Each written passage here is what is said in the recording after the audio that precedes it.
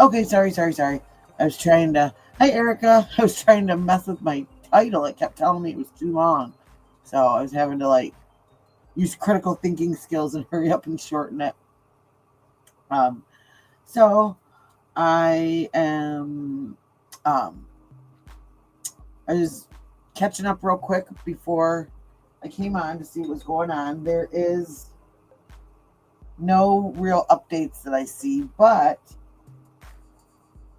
in case you guys missed it, I wanted to show you this morning. We were talking about this last night, the traffic shift. So this is the sheriff's department. JLR is live as usual. But this is the big traffic shift that he was talking about and that Brian Enton was talking about too. And here comes the sheriff's department to do that. So I figured you guys could watch with me.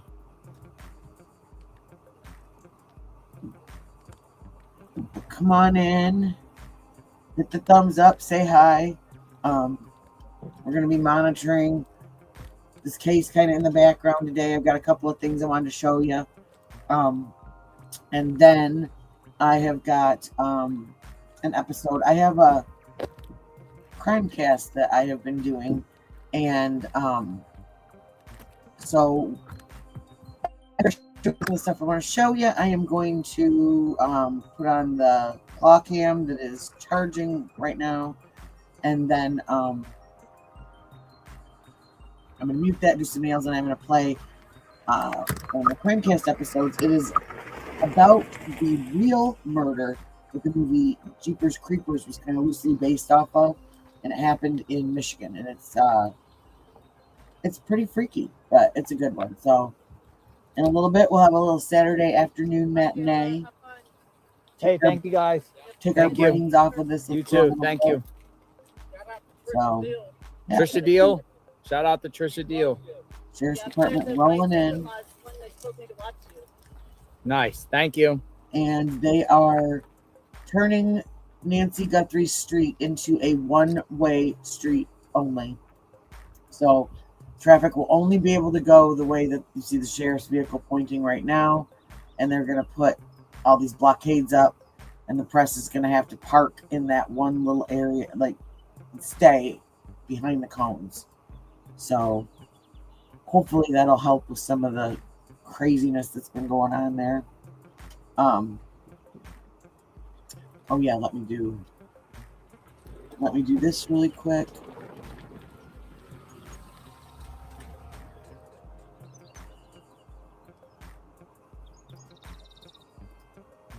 Oh, I love hearing those birds chirping.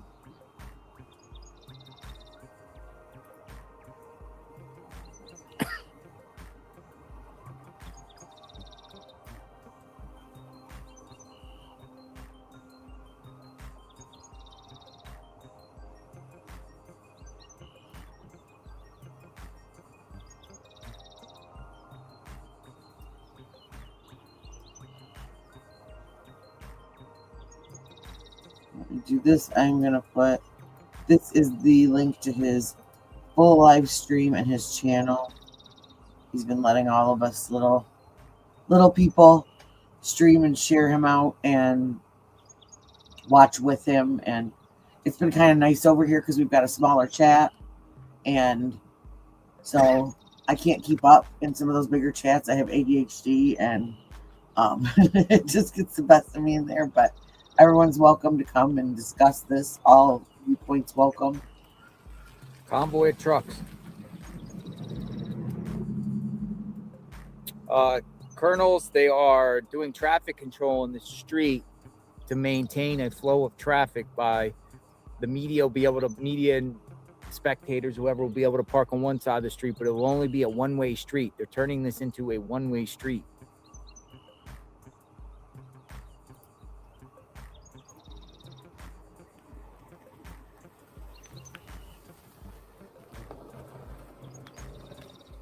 Hey, good work, bro. Hey, thank you. I've been following you. What's your name? Aaron. Aaron, thank you. Probably the youngest one following you, but I follow you. Thank you, Aaron. Every morning. You live around here? Down the street. See all this? What's your thoughts? I know I was coming in from that way. They're blocking off the street now. I read the sign down the street that you don't want media around. Yeah, or they're controlling where they park. Yeah. Thanks for watching. Yeah, you're doing a great job. Thank you. Be safe.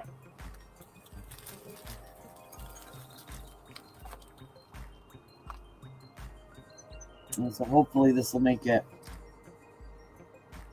a little safer, a little less crazy. They'll have to keep all their stuff on one side of the street. I mean, and they really have been. I haven't seen The cones. anything too crazy, except for the people trying to get up and down the road when there's only one lane, basically. Now, we heard that next week they want to get it was said, and I don't know who said it, but they want to get the YouTubers out of there.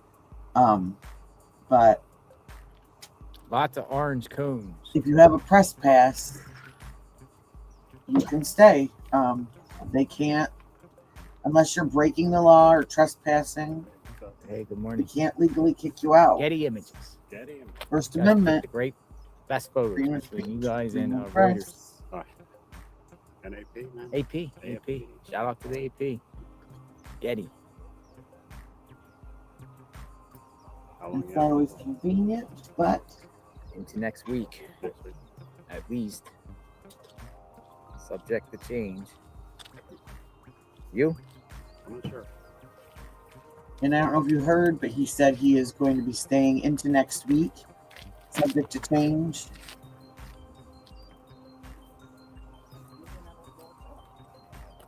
You can walk out. Oh, you can? So what? It's just for they're gonna make one-way driving. Yeah, I know. But walking is. God.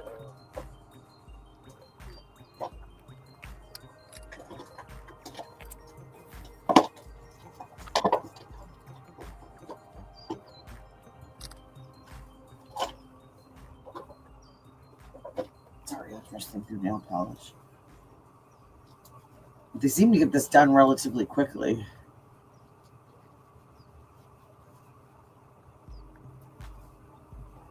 I don't know. They said this is going to be until further notice. So there's no. I don't know. Just until it's needed, not needed. Yeah, so there's no more press out there, and Canvassing the neighborhood today. You know where? If you see any beds.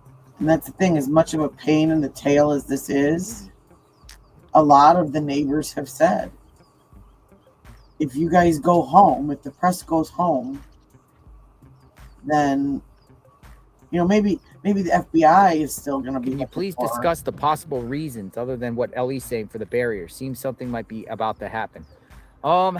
But Personally, I do think the residents have been complaining to their homeowners, HOA, about this, about the streets, because when the media is on one side of the street and people are parked on one side and then people are passing through, cars are clashing. So I think they're creating a one-way. So only you can go down one way. I would think that the one way would be probably from that way down one way. So media would park, so it would only be a one-way street. So then you avoid the cars. Plus, they feel maybe the media is not going away and no one's going away, and more people might descend onto the area, and they have to maintain a flow of traffic here. I mean, to do this now when the media is kind of going away, I don't know. I just think a lot of neighbors have been complaining about the traffic in their area. I've heard that fire trucks, fire truck was concerned if there's a fire, they won't be able to get through properly. yeah, that's a valid worry. The garbage truck was trying to get through the other day, and it was, people are walking out in front of it, and other cars trying to come the other way. And hello, Nadia. Hola.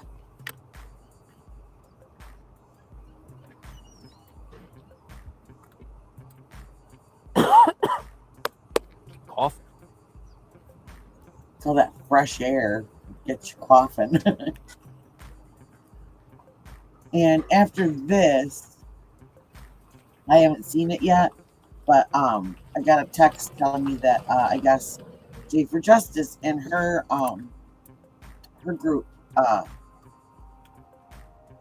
sent a I think a bouquet of either a flower arrangement or something like that to the scene, and Well, those Zuzu a trucks. cool girl. But they sent that out there from her followers, so I wanted to see, just being nosy. I want to see what she got, what they got them. I think it was yellow flowers, and so I'm sure it'll be beautiful. But I thought that was sweet of them to do. Last night when we were watching, you zoomed in on the flowers, and they are so pretty. It must smell so good right there, all the roses. Here comes the trucks. Although I don't think yellow roses have Let's a see what's roost. going on here. But yeah, so it's going to be all the media and everything is going to park on the right, and the left is going to be for the one-way traffic. It's Quail. It's Quail Construction. It says Quail Construction.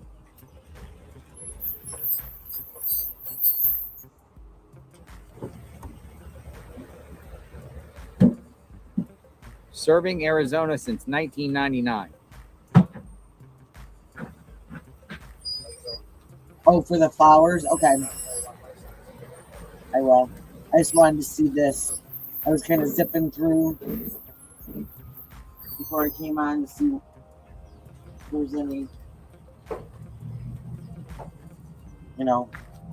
big updates. And I saw this and I remembered they were talking about We'll work our way down here.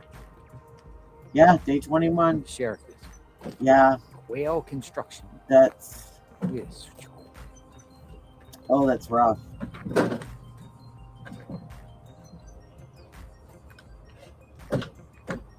I just hope that they are, every 11 I'd watched something last night and he said they really have no hard leads, they have no nothing, and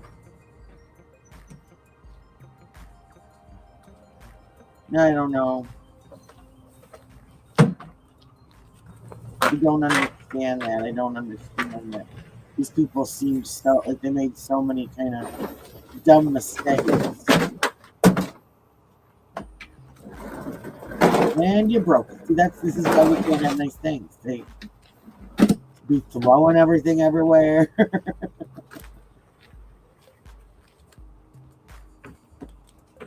God, that's coming out of your jacket. I've never seen road blockers like that.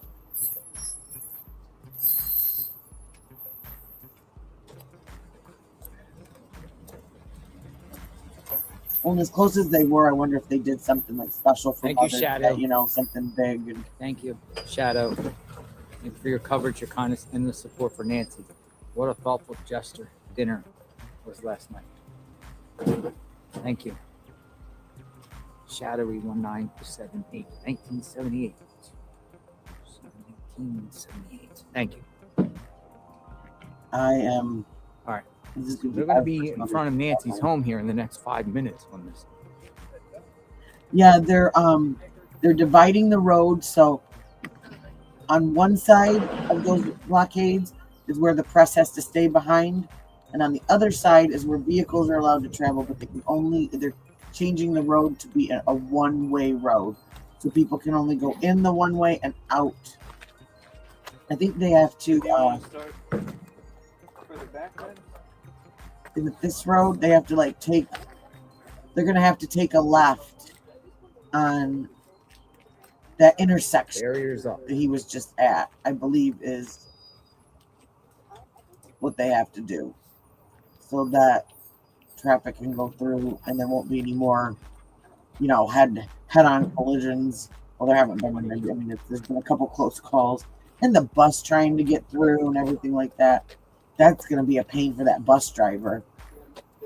But she probably has her route completely mapped out.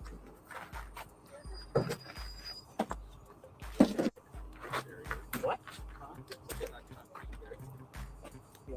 And they've got the 3, garbage, recycling, and yard waste trucks that come through, like, well, each once a week.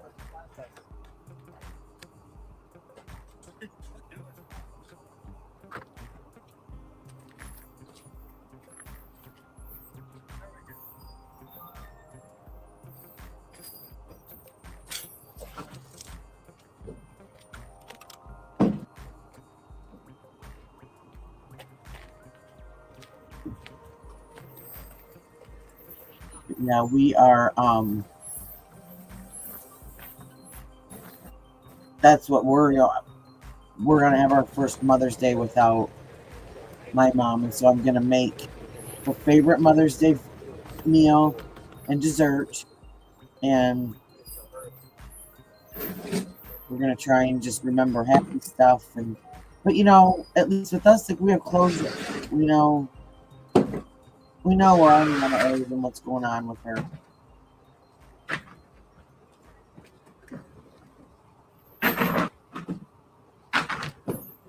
And I know a lot of people are like, they're kind of, just because of all the games that seem to be being played, some people are kind of losing empathy. And I get it. But there's still somebody who's missing.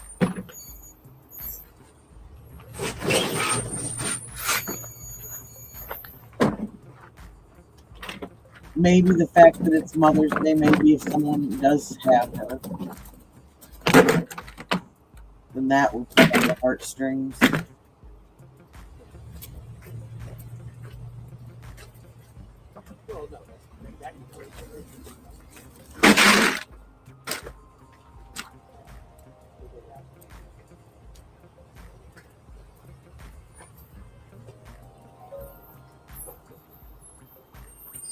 How far? Well, they're still in front of the house, I guess. Yeah, okay, so that's her house right there.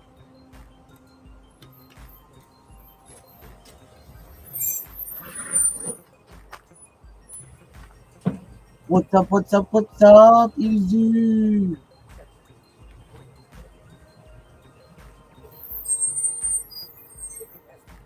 I don't know if you saw this yet. They're putting up the roadblocks down in front of Nancy Guthrie's house. This was earlier in the live.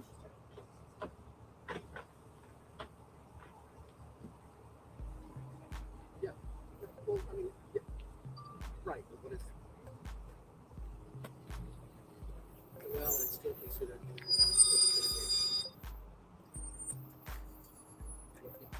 Even if it's didn't work.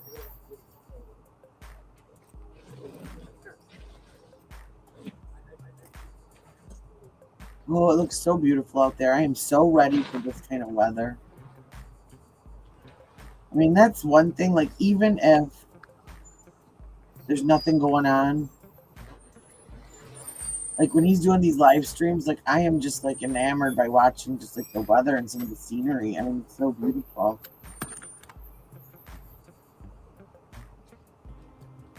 Oh, I don't know. Let me go peek. Quail Construction. It's the name of the construction company. Quail Construction.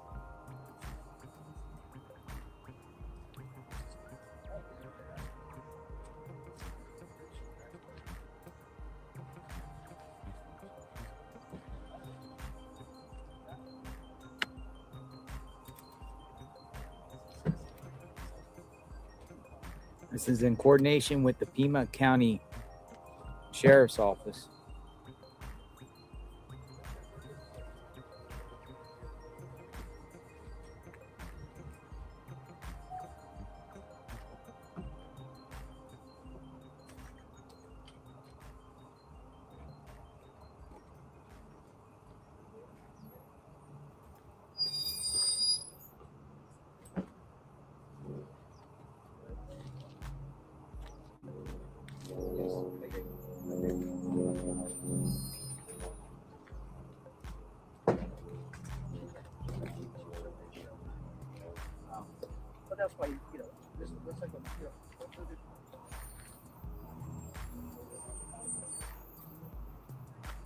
Okay, I got name. Murky says I got names for first 3 cones in corner. Jonathan Lee Riches. There's Jonathan. There's Lee Riches. The first 3 cones. It's funny. That's funny, Murky. Name the cone.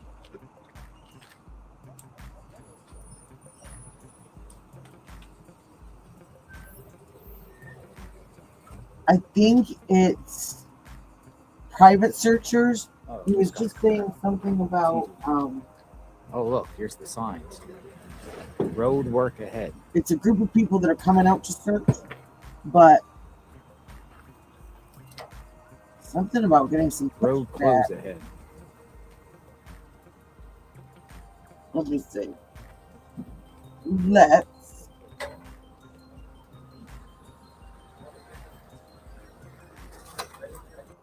how long can you watch roadblocks, right?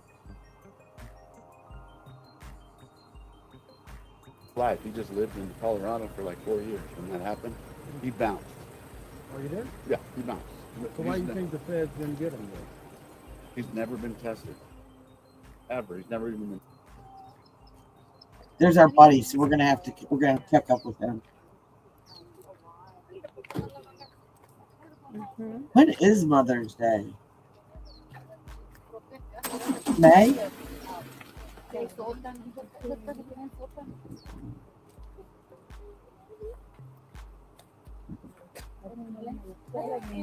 What's next? St. Patty's Day. We'll click on my channel and go to the horizontal. There's 2 streams going. Were you the one who watched the TV? In fact, let me see. Yeah. What is your name? Raquel Navarro. Can you spell for me, please? Raquel. R-A-Q-Q. U-E-L. Okay, Navarro.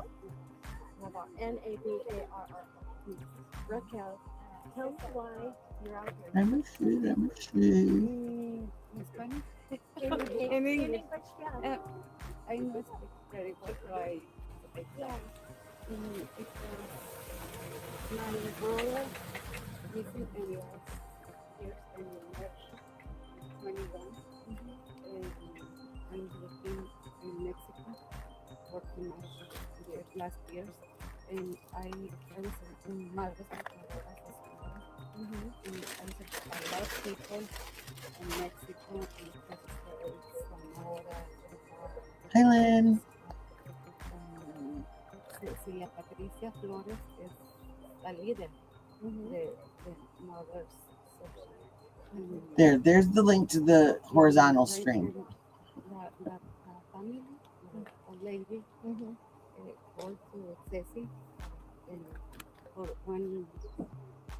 one flyer in Mexico online Facebook, the page Madres Buscadoras de Sonora, because it's very wide the page for searching more people in Mexico, USA, and it's out of world. What do you think of this case? It's so strange. I need looking first in the house, move everything. In the I said I talking with Lupita, hello. The first is looking in the house, move. I don't know, maybe another floor down in the street. But the FEMA contract that they say no move, no close, no nothing because it's FBI is no evidence, but it's too much days. It's too much. Maybe in the house, I don't know, but I move in the refrigerations, in waters, in I don't say in English. A basement? In the water. But I need search. Does it hurt you, or do you feel a connection because you're missing your brother too? It's different because the lady is old lady is different. My brother missing in front with me, my mother and my daughter in Mexico. all day. Too much people looking when too much people. But here is different. I don't know why the police say no for looking and search in the house or near to the house. I don't know what is the problem. It's over 20. It's too much days and this old lady with medicine. Sorry, I was muted. You Rain. couldn't hear her. Too much problem. Yeah, no updates. Because there were reports that maybe she's in Mexico. Yes, but I'm looking in the not for yesterday last night, but for looking more information. No, because the family no say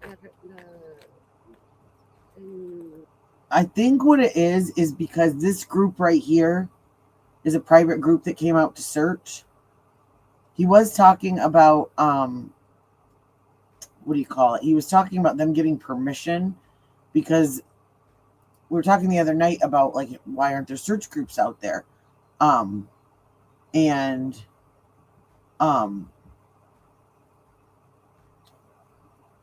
Mel was saying something about them needing permission so that they can kind of control where these search groups are and stuff like that.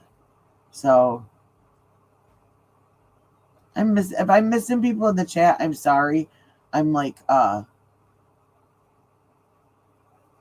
going between tabs and stuff like that. So it is nothing personal. But I think it's these people that are going out. That's probably who you saw searching in the sewer. Because this is kind of what she's saying. Is she's surprised that they haven't searched certain things yet. And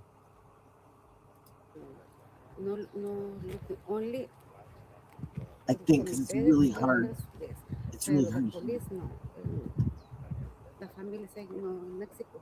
First here is but now I need very more quickly. It's too much. The time is ready. I mean, I don't know. The permit is for right now for looking the house.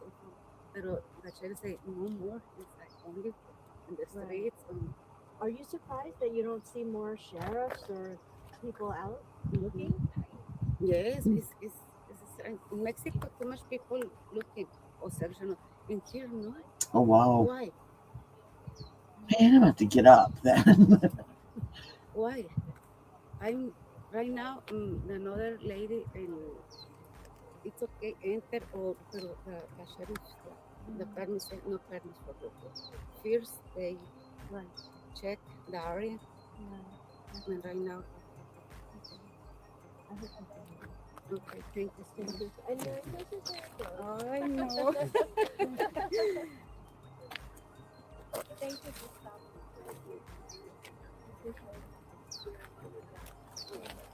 It's just so. All right, let's head back around the corner. So I guess she said her own brother is missing, and they came up from Mexico to search. And here's one over here looking around,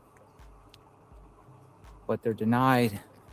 I don't know if they asked to go on the property, they need a permit, or wanted to go somewhere and they said they needed a permit.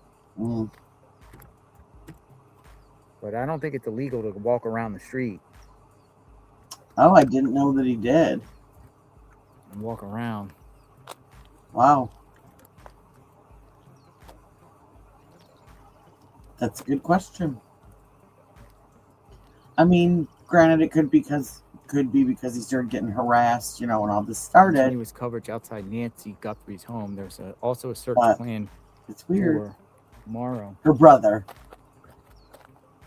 Her brother's missing. Yeah.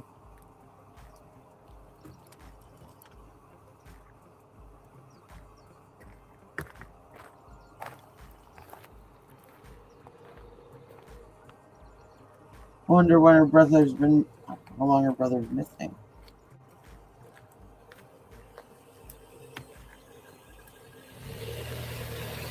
But yeah, this is what he was talking about. They need a permit to go certain places, certain areas. Search. Let me find.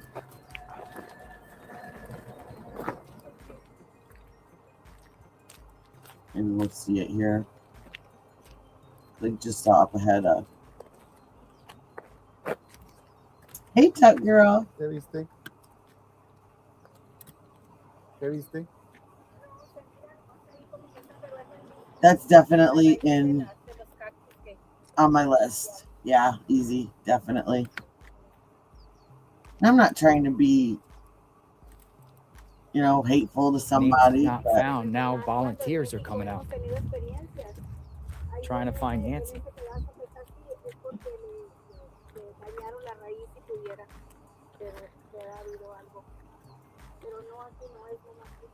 I mean, literally at this point, this is what it's going to take, is having just people searching. The link that won't let me paste about pacemakers. How long can one go without blood thinners? I was thinking because of blood found, I got worried. And 8680 says a link that won't let me paste about pacemakers and how long one can go without blood thinners. I was thinking because of blood found, it got me worried. I think it would depend on the person. And now one thing is if she is somewhere and she's just sitting and things like that, that's horrible plots. And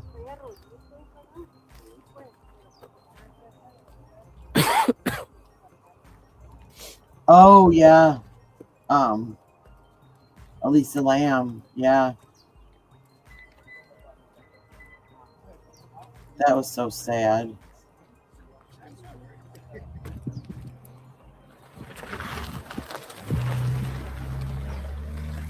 There's another one that happened right around that same time. And I don't know if they've ever found her, actually. She had been living out of her van. This girl, she was like in her 20s. They believe that she probably, that age and like the age of like Elisa Lamb and things like that, that college age. A lot of times that's when mental health issues like schizophrenia and things like that start to rear their heads. And this girl, she had gone off to college, and all of a sudden her family quit hearing from her, and they ended up somehow getting a tip, finding her van was parked out in front of this hotel. She was nowhere to be found. Wait. And Hold on. oh, this is her searching. She's searching a tunnel.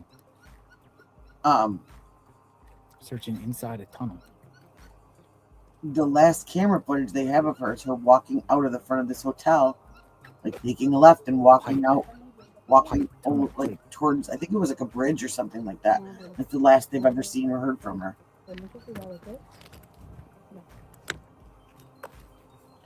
Well, that's it. Yeah. Wow, the reception's really bad here. That's that thumbnail of Mel's. This is where he got it from. They're searching in that looks like the sewer drain that goes under the road right there.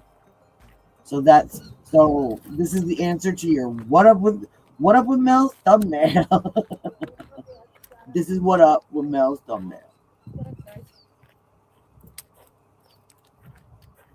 But yeah, so this is the private search group.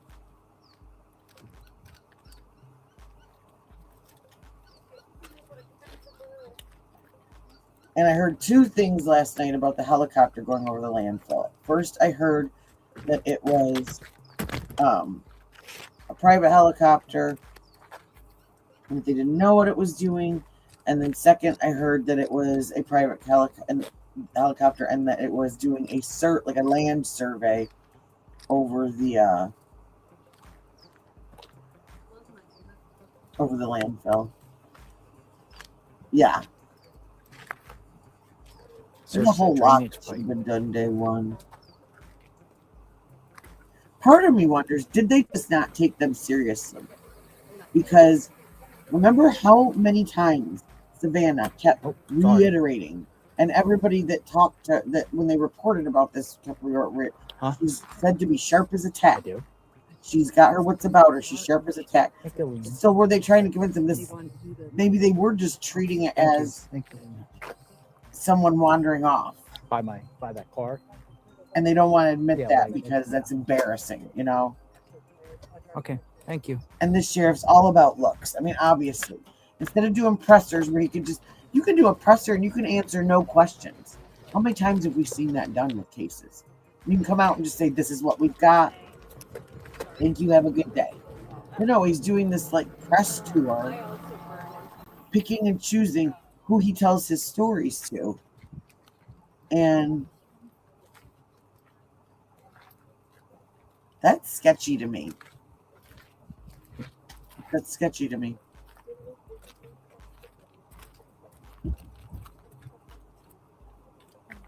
Me and Easy, we're spoiled by our sheriff. We've got an awesome sheriff.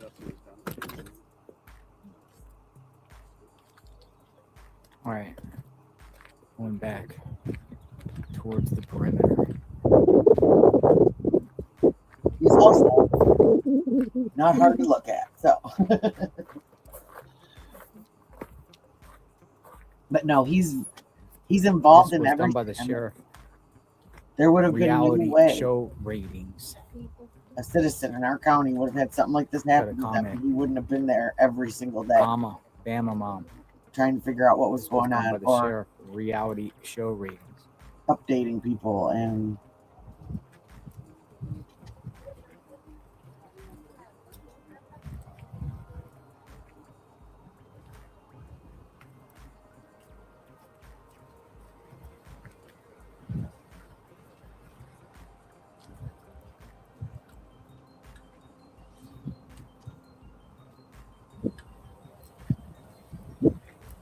I truly believe during all the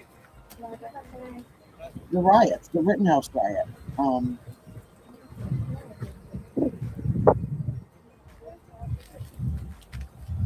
he was the Hey, absolute, well, other than the people of Flint, which people talk really cruddy about a lot,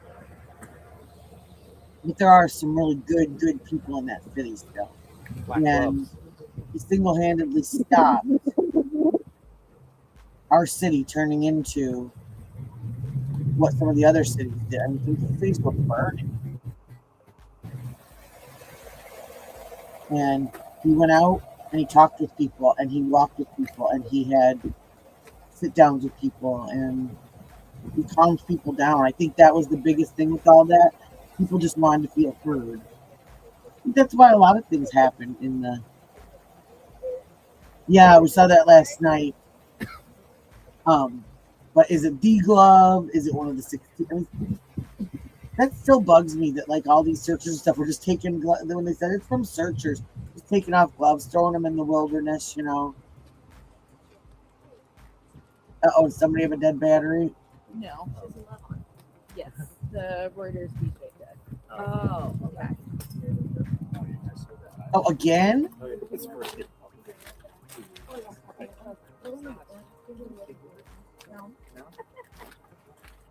Hola.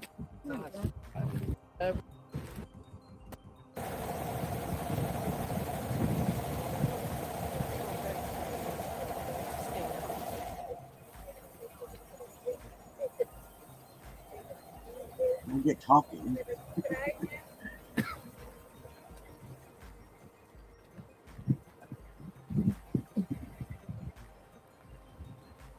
I need to watch American Horror Story.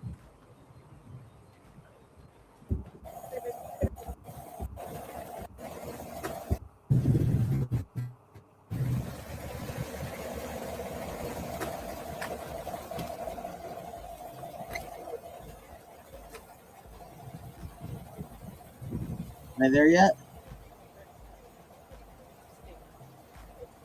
Am I there yet?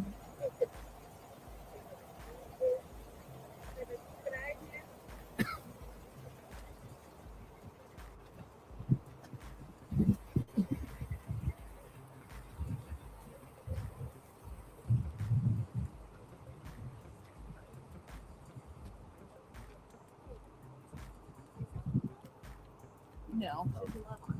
Yes, the Reuters DJ did. Oh, okay.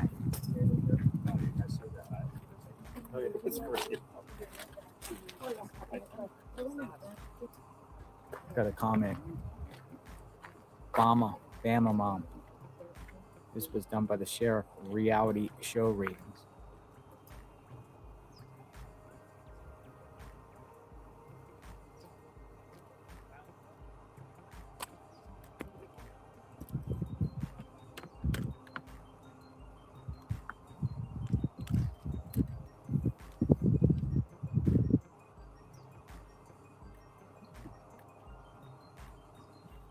Let's see.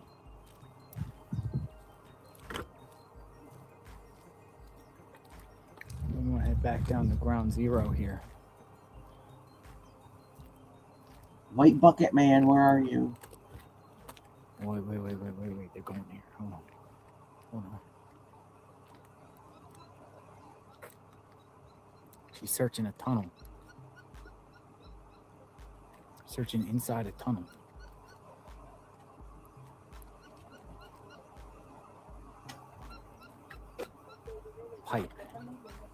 Tunnel, pipe.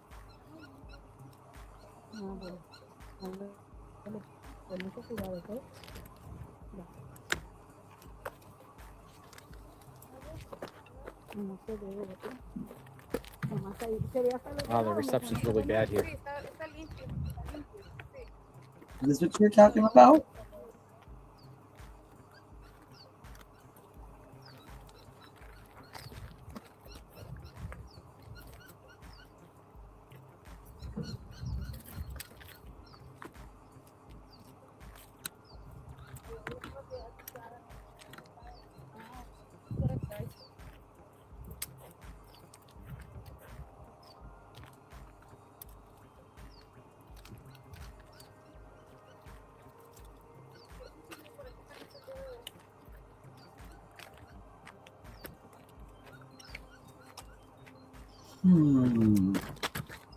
Oh, watch out.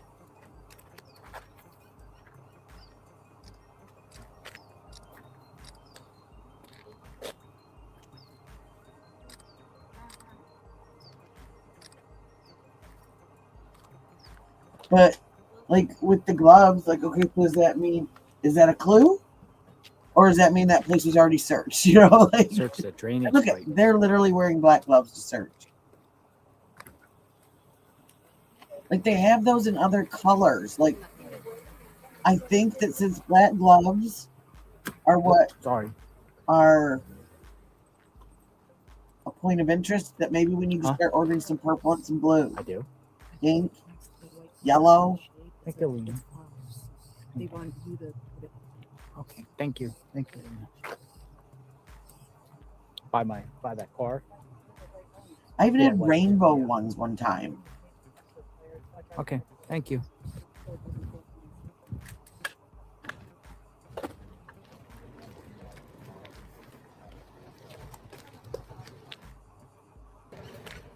I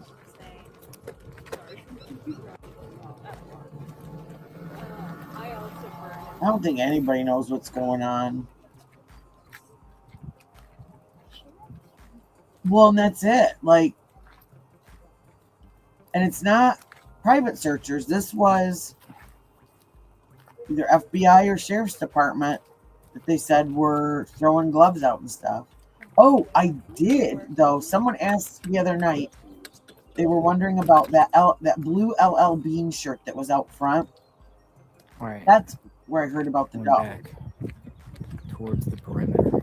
That shirt reportedly, and the reason why it was out front is because they used it for dogs to get her scent and to track her, like in the first day or two.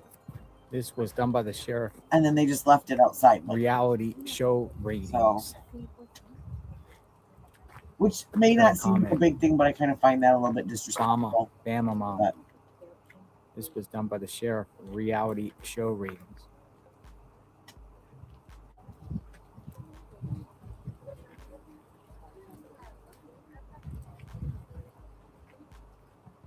yeah, that blue shirt that was sitting on the bush, but that's what it was. It was, they used it to get like scent specific dogs on her scent, and then But we haven't heard anything about that. We haven't heard.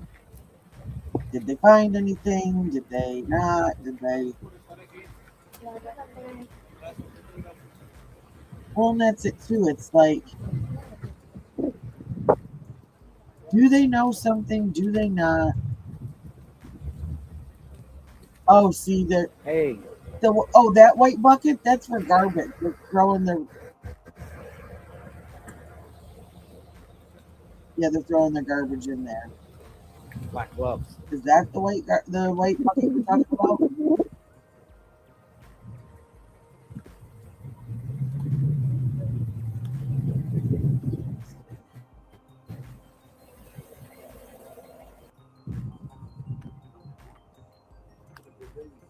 Is driver still in here? We don't know. Because they're not going to tell us, right? You know, we're going to have to find those things out later. You know what I mean?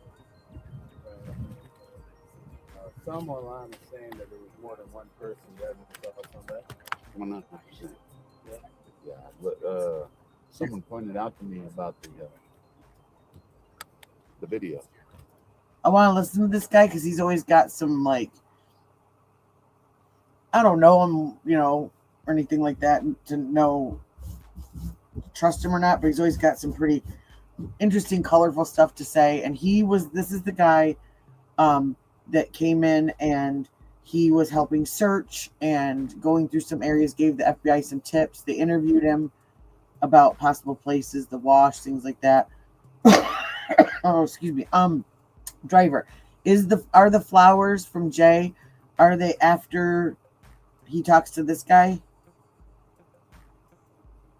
Because what I'm gonna do is I gotta start filing this New Year's polish off with my drill. So I was gonna mute myself so I didn't blare you guys out. And start the clock cam so you can see what I'm doing.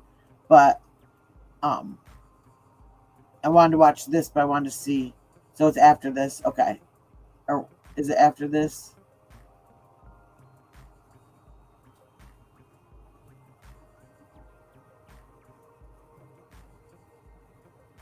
Well, see, that's it. There's all these, like, weird claims about him. And, oh, just before? Okay.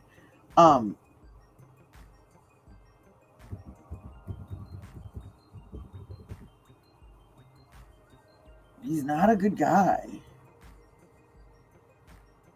The sheriff. I mean, he just seems real...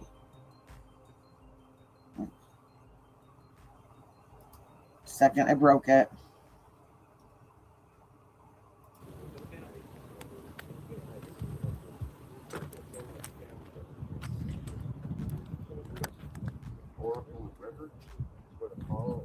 Jennifer got flowers for Nancy. Here. Jennifer J. Okay, tell me that wasn't perfect. Did you see that? Perfection. That pause, perfection. I just want that noted. That I just achieved pause perfection. So, just letting everybody know. Yeah, this is the one. These are from Jay. So we're gonna go lay the flowers.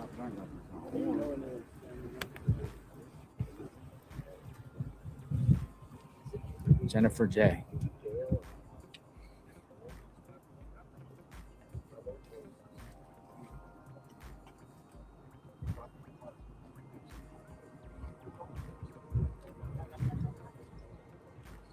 We'll place these flowers. Put these flowers. Let's put it down here. We'll keep it going down here. Maybe a stupid question. This is Jay's link. She does some really good true crime breakdowns. Jennifer J. Oh.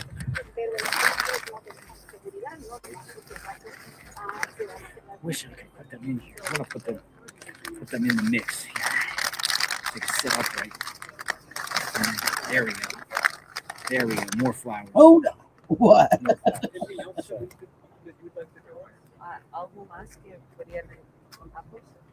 Pues sí, Jennifer J. lo que más que nos interesaría es que a lo mejor There's no vase. A lot of them don't have vases. It's a vase, Jim. So a lot of them don't have vases there. Keep the They're laid plastic out here. factor out. These ones are starting to get a little brown. They're still pretty though. Oh, that's so pretty. It's so sad that it's such a sad reason. That's You J know? for Justice. Oh, J for Justice. Jennifer J. Jennifer J. All right, J for Justice. J for Justice. She's my friend. So one other thing is that Oh, they she need is. permission to like explore more, to look at under the ground. And I'm wondering because a couple months ago she went to Texas to do some filming for like some TV stuff. So I'm like, el sheriff no I can't wait to find out. estudiaríamos la investigación de la policía.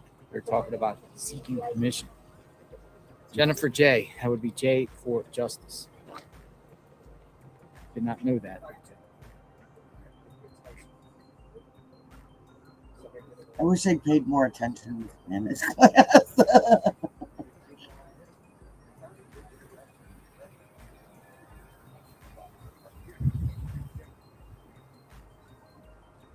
I think should be coming up on her. Yeah, down there the reception gets a little spotty, so it probably was blurry. Everybody, You could hear. hold on, what?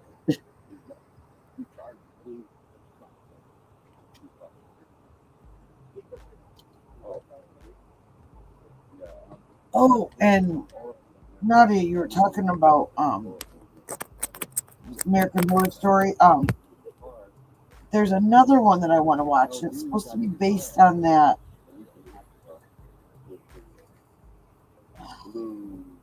It starts with an L. I want to say Madame Laurie, but that's not what it is. She was the like New Orleans Madam, I thought. But she was about like a serial killer.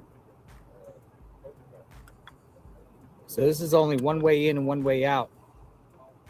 Got to go one way. Jennifer J. Flowers.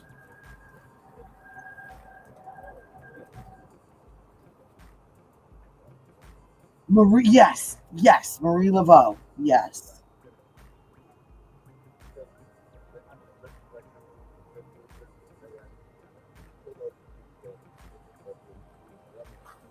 Hopefully the reception gets a little bit better. Oh, it's acting a little weird here. JDS, who's JDS? I don't know why. It's acting a little strange.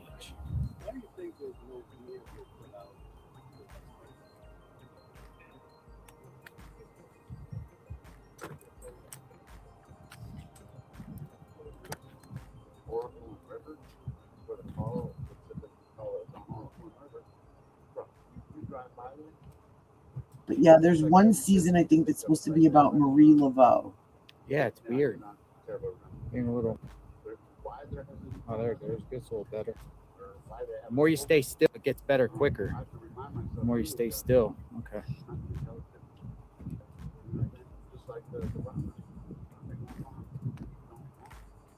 I think it was. We don't know. Because they're not going to tell us, right? You know, we're going to have to find those things out later. You know what I mean? Some online are saying that there was more than one person there and stuff like that. Well, not Dalen Spratt. He was from the Ghost Brothers TV show. He did the video, a documentary. the suspect video. So they About pointed out that when he's Marie moving the Laveau. brush, if that's what it's called, the brush in front of the camera, if you do it frame by frame, he slides it, and there's a light that's right here. And the light doesn't just stay there, it moves. And you almost see a picture of a phone, but it's like that fast. But whatever it is, it's an anomaly.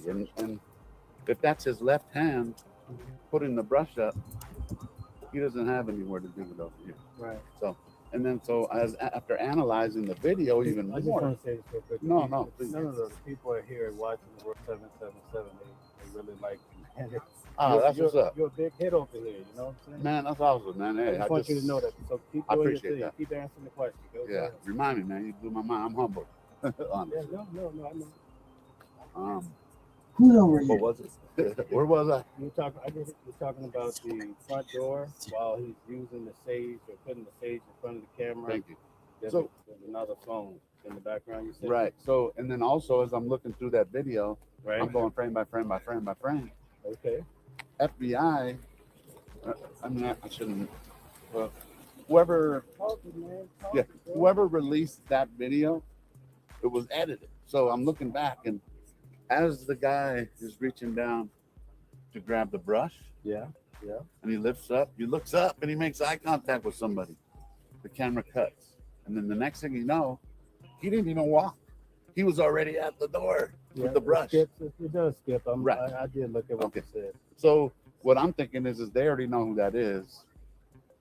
They needed to know who he was, and now they're trying to figure out who the accomplices are. I think one, maybe two. My guess. Wow. What do you think as far as the front door, the back door being tampered with for access? Any thoughts on that? Yeah, they're not going to tell us if there was a point where the point of entry is. They're not going to, maybe we'll find out in court if it ever does go there. You know what I mean? Yeah. They're not going to tell us. We saw the helicopter. They might have fixed it. I don't know. I don't know how that goes when it comes to that stuff. But Can you tell us what was it like when you first heard about this case? What were you Sweet. thinking I'll check about? that out. That's the one that I want to watch. Well, Yeah. I was Thank going you. through some tough times, so it was a good time for me. Okay. Yeah, I was, lost a good job. Had to get back. Yeah.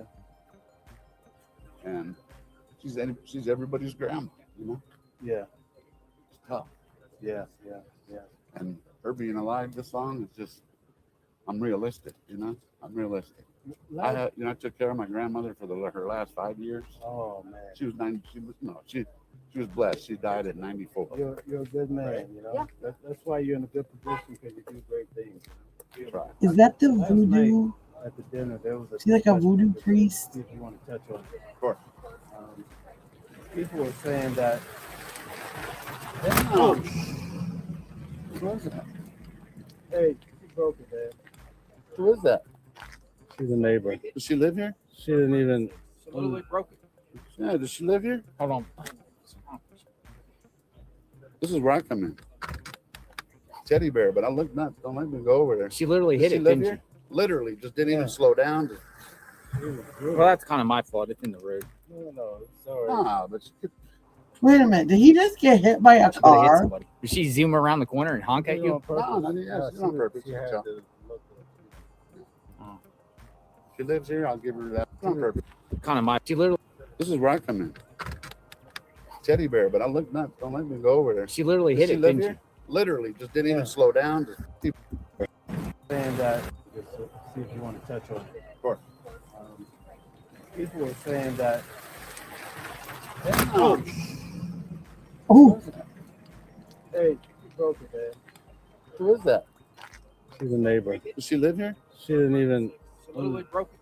Yeah. Does she live here? Hold on. my gosh. This is where I come in. Teddy bear, but I look nuts. Don't let me go over there. She literally Does hit she it, live didn't here? Literally, just Isabel. didn't even slow down. she? Well, that's kind of my fault. It's in the road. No. But she could.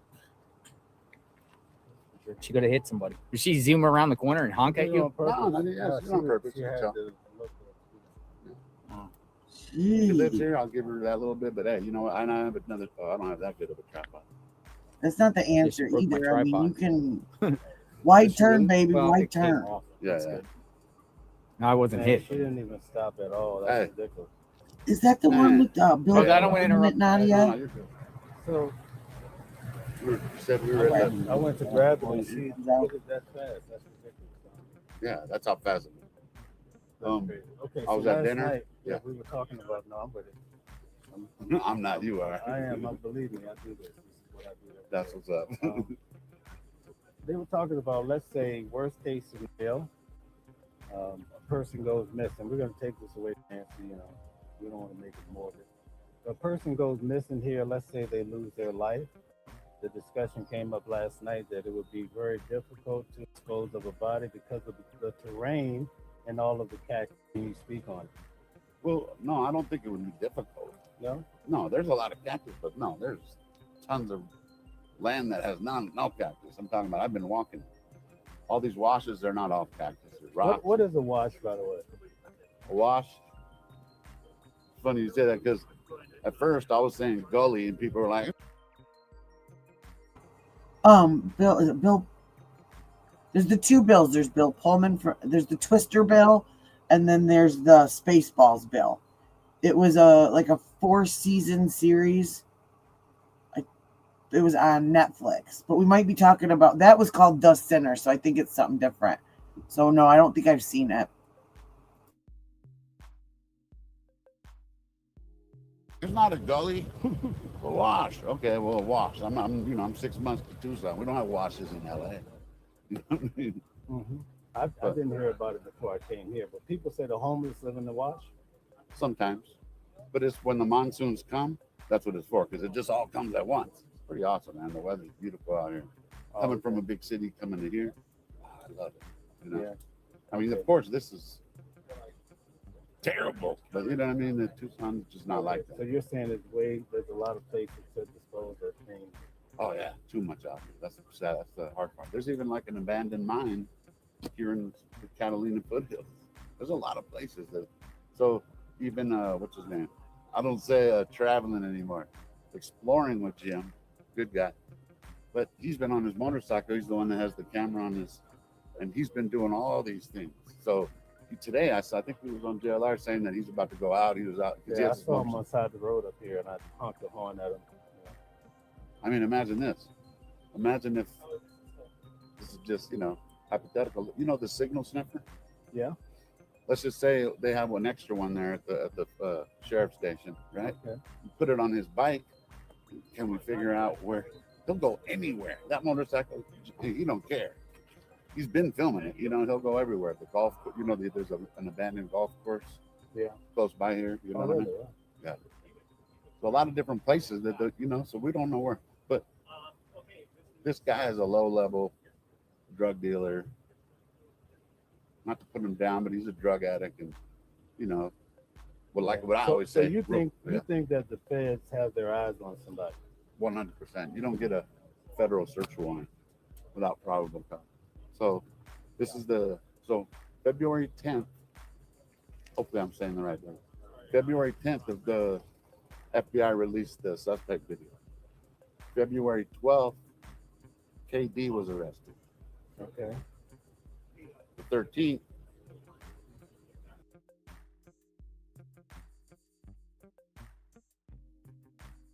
I just paused it because for some reason I was trying to type in the chat and it's not letting me type in the chat. I want to rewind this real quick and listen to what he has to say. Where's it streaming at? Can you see it on Netflix or anything like that?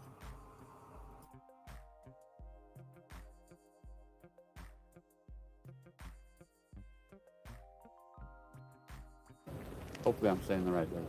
February 10th of the FBI released the suspect video. February 12th, KD was arrested. Okay. The 13th, LD Range Rover house. Okay. So it's all coming together, and they didn't they only detained them because maybe they didn't find maybe what they were looking for right then, But they probably also, in my guess, is they were probably hoping that he'll lead them to his accomplice or accomplices or to Nancy's, remain, which I doubt, Right. So here's the other thing I wanted to ask you. Make sure you hit the like button and subscribe. It's free. There was another snippet you had last night that a neighbor heard a door in the middle of the night around the time. That's the one. That's the one I'm kind of clowning the journalist because the big media, because one of my sleuths, like we have a group of sleuths, 98% female, and me, but they're good. Like, man, we put it out there, they're on it, So as they're doing a search on ChatGPT, they find this thing from Reuters. Reuters is pretty bad. You know what I mean? You guys could look it up. So anyway, what it said on there was that there was a, don't quote me, but I have it posted somewhere. But Oh, I just want sure, to stop sure. that. No. Hey guys, hit the like button, share. Thank you for subscribing to Watching the World 777 on YouTube and the world. Thank you. All right, get back to it. I know where you left off if you need help. I do. All right, so the little snippet from Reuters, you want to break it down about the neighbors hearing something. So on that report that was found, which is public record, it says that there was a fight, or got the words, I don't want to say the word. There was a fight ensued, and there was a broken lamp in the entryway. And Nancy's blood DNA was found in the hallway. In addition, there was a neighbor who reported a car door in the Neighbors hearing something. So What on did he that say? report that was found, which is public record, it says that there was Ooh, a that sounds fight, or good. Have fun, got the Nadia. words, I don't want to say the word. Talk to you There was later. a fight ensued, and there was a broken lamp in the entryway. And Nancy's blood DNA was found in the hallway. In addition, there was a neighbor who reported a car door closing and an engine starting around that time. All that I just said is public record. If these journalists, these people are standing out here by the house doing nothing, clowning YouTubers, hey, I'm a YouTuber, and I'm boots on the ground, and I'm out there getting it.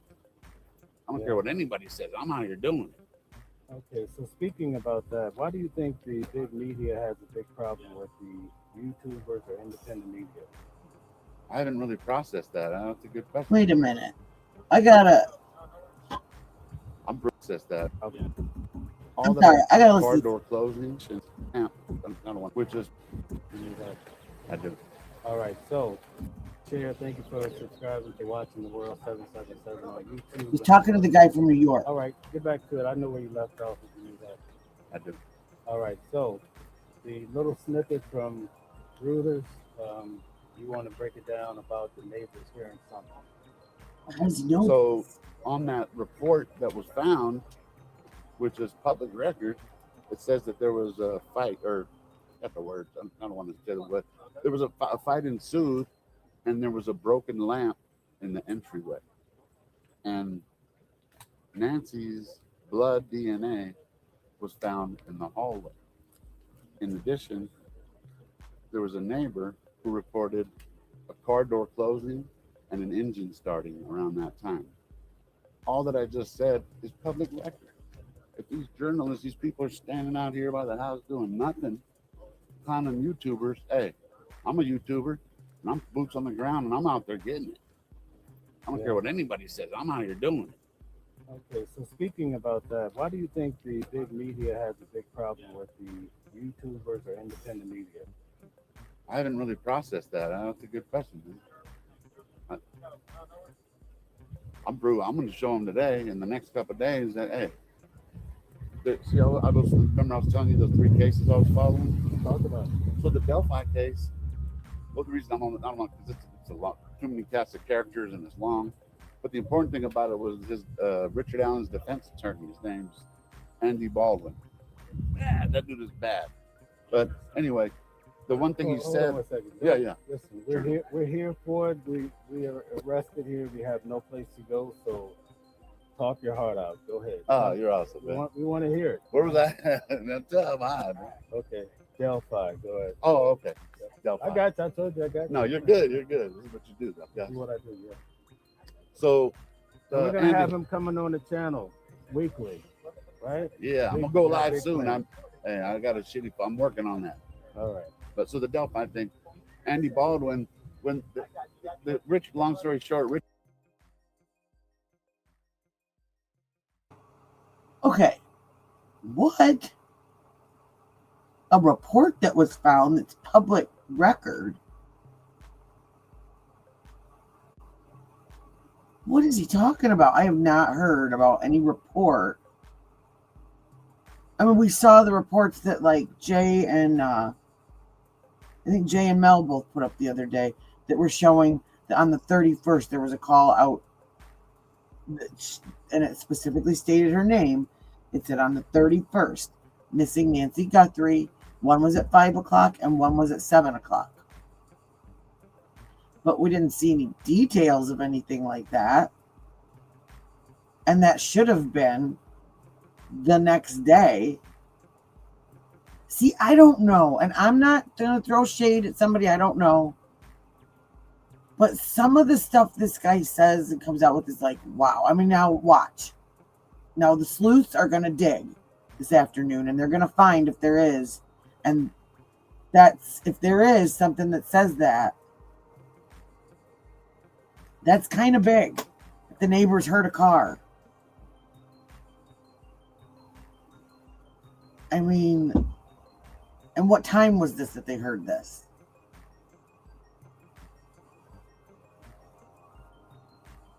I don't know. This just went into a whole different portal. Okay, like, yikes.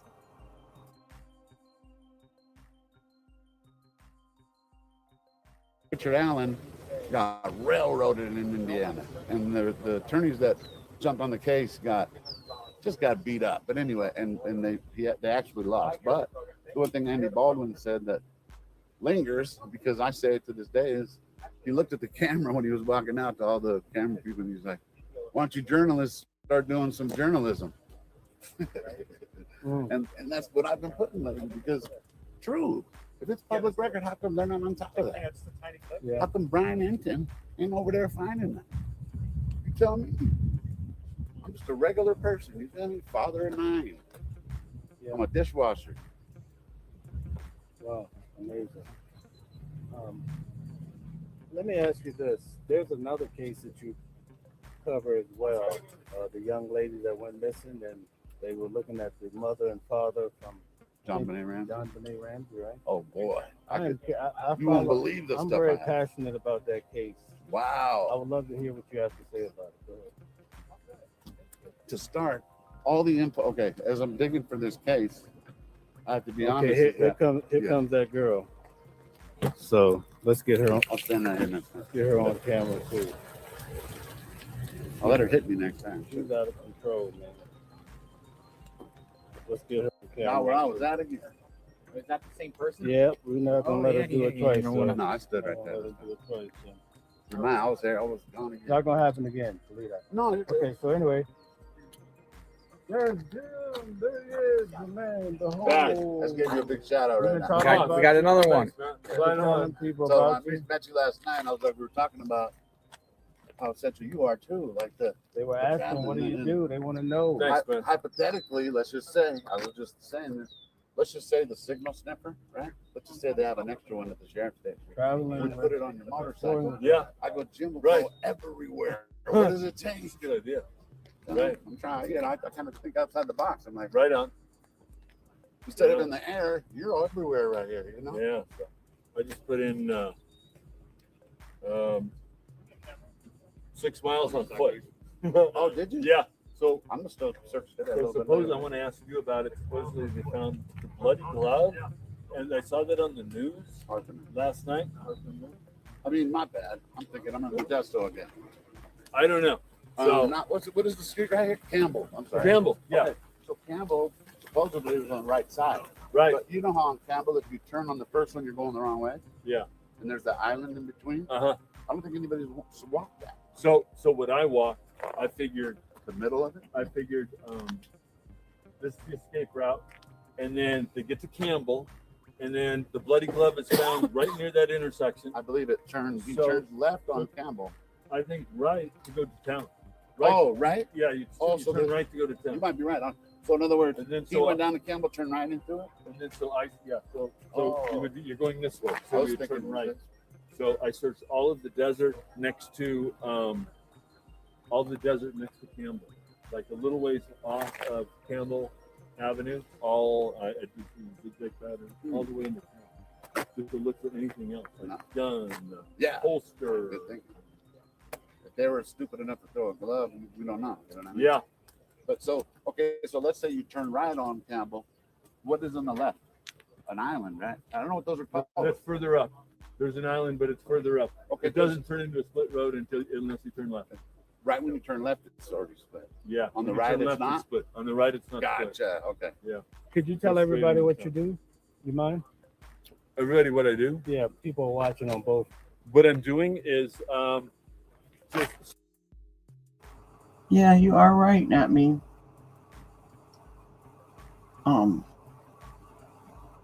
I think that's probably exactly why, though, people get so involved in something like this. It's a way to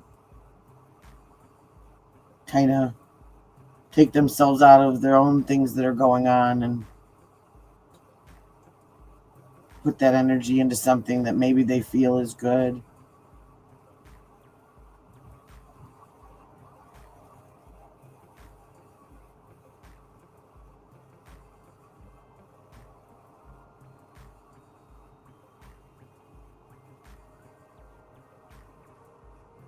Oh, Deborah. Honey, you're the one that sucks because you're so lame and angry and bitter that you have to come into a room full of complete strangers that are doing nothing to hurt anyone else but watching a stream on YouTube and try to scold and put hate on everybody. So you know what? Bless you, girl. You need some help, and I hope your day and your life gets better. Thank you. Please drive through. searching for clues, basically. You know. With your motorcycle or your moped? With today, it was on foot. So Okay. today I was out on foot because they found a bloody glove, supposedly related to the crime at the corner of Campbell and just this first intersection out here. So I saw that on the news.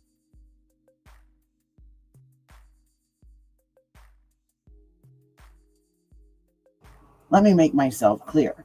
Everyone's opinion in here is welcome and valid, but you don't get to act like an asshole and abuse people. So you want to come in here and give me your opinion if you think that it's too much, that people shouldn't be watching, that's fine. If it's too much for you, then scroll on. But you don't come in here acting like that. Grow up. Go do something good for the world with all that energy.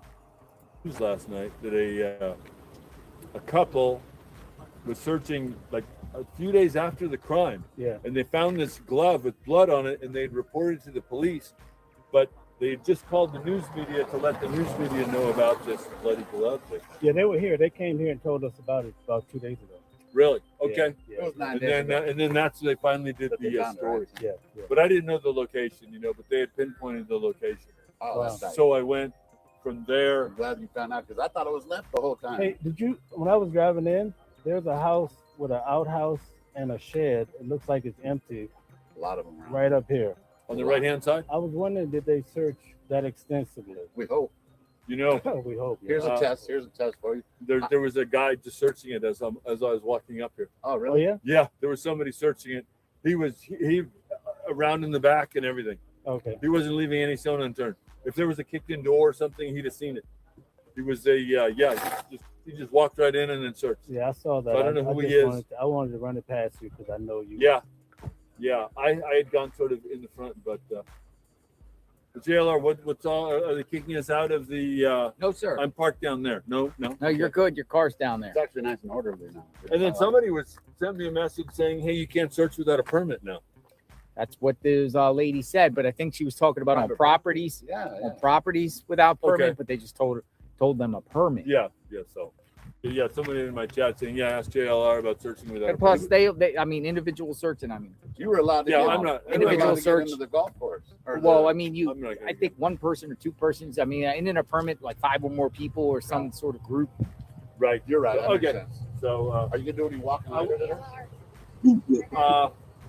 You are. I'm gonna give you anything. Nobody's Okay. gonna prove all that. I think I'm gonna do something a little different. Whatever you got Yeah, to do. do something a little different. What's I different? got a You pipe know, to start lifting manhole. I'm going to change my technique a little bit. I have some leads, and I'm not going to telegraph anything anymore. before I probably was the I neighbor told that you hit what I was JLR. gonna do today, Okay. but I'm not going to telegraph anything anymore. I'm just going to just go do it, and I'll let people know at the end, right? My That advice makes to sense. you: keep being Jim. Yeah. Right on. I told them I can always say travel with Jim. And What's your finally hat last say? night, Exploring with It Jim. says search and salvage. Let me see. Bring it over here. Let's see. Let's take a look. Search and salvage. That's my friend's. He dives treasure hunting shipwrecks along the Florida coast. Oh, Nice. wow. His name is Bill Black, and Did he yeah, I'm sort of ever a member find of his anything? crew. He's done very well. Yeah, absolutely. Looking Treasure? looking for gold associated with the Atocha that was lost in the hurricane, Mel Fisher and all that sort of crew. So he's all part of that. We're all part of the sort of the treasure hunting community, That's right. and this people searching and clue searching sort of relates to the same sort of thing, right? I mean, when you're not looking for gold, you're looking for the smallest speck. Just What are the hurricanes? When did that happen? I think That there was a shipwreck back in the. there's a couple of the 1715 and Oh, got you. 1733. So that's why they're that's when the gold was lost. I would like to donate towards your search. I think Deborah How needs to- a Snickers how to bar. do that. That's what I Your think. Cash App. That helped a lot of My stuff. Venmo and my Cash App are the same as my YouTube channel, Exploring with Jim. That's Okay, my I'm gonna Venmo, my hook Cash you up. I'm gonna check those afternoon grumpies. App. Everybody does what they can, you know. Some people bring attention to the case and keep the interest going, Yeah. and keep people interested. Some Boots. people go out and search. Some people are boots on the ground. Yeah. Some people have motorcycles. Everybody's doing what they can. Some you know. people come in people are chat doing research. cry. Everything's valuable. Everybody you know. sucks. For both Nice California, dog. Everything's valuable. Someone in Right my on, chat. Someone in my chat. man. You SoCal or NorCal? Both. Both. There you go. Born in Right on. SoCal, lived in NorCal.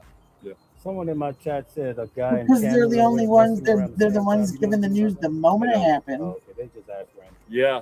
No, I don't. They're Same time. all that you can. Yeah. They're all day. You get news all day, and even if it's nothing, you still Anybody know. going to run? I just want to check in and then inquire about the permit to search or something like that. I don't know. Exploring with Jim. Exploring with Jim's my So the channel. search awesome, is man. tomorrow. So what? There's going to be a Tomorrow, search yeah. tomorrow. There's going to be a search tomorrow, right? Yeah. Let me clarify. It's not an organized search, but we're going to find someone who's She gonna went to organize it. McDonald's. More Yeah. unorganized, but really there's no rules. Food You know what I'm next saying? door. Like some people can go here, so there's a lot of spots, you know. Yeah. So we'll figure it out by the morning. You know How what many I'm saying? people you I'll expect? be there. I don't know. She's over 20 here days. because I'm awesome. That's why easy. I mean, Fox that's, News get a hold of you? Oh yeah. What's his name? Matt? They got a hold of you? I told him. I was about to say, nah. He was cool though. I know how you are. I like how when they come up to you. I've seen some pretty big people come up to you and say, "You want to do an interview?" He's like, "No, I'm good right now." Who, with me? Yeah, I love it. Because I'm he not here knows for they'll bash Right, it. right. Because then they're gonna use it against you, something like that. But I love it though. It's just humble like that. No, I'm good. Inside edition. Yeah, can I get it? Is there anything new come out since I've been in the field this afternoon? I've been There anything? running No, it's, around. I don't know about Patriot. Just a group of ladies going around. They It's went the around the same. corner. It's an They're- audio, you know. You know, they have their own family members that are With missing. the ladies with the flyers. Yes. You know, that's the first flyers I've seen. I think Wow. flyers is great. That's awesome. Post I didn't think of that. flyers. That's brilliant. Everywhere. You How come know? that hasn't with been? the I mean, reward. that's brilliant that she came up. That's awesome. Yeah, they're down there. Yeah, I saw the flyers. I'm gonna get a flyer. Okay. You guys, I got to keep up the search. JLR. God bless you, sir. Thanks Thank for you dinner your last service. night, huh? Appreciate it. thank- That was thank you for your great. service. I really appreciate Alex. that. Alex, Jim.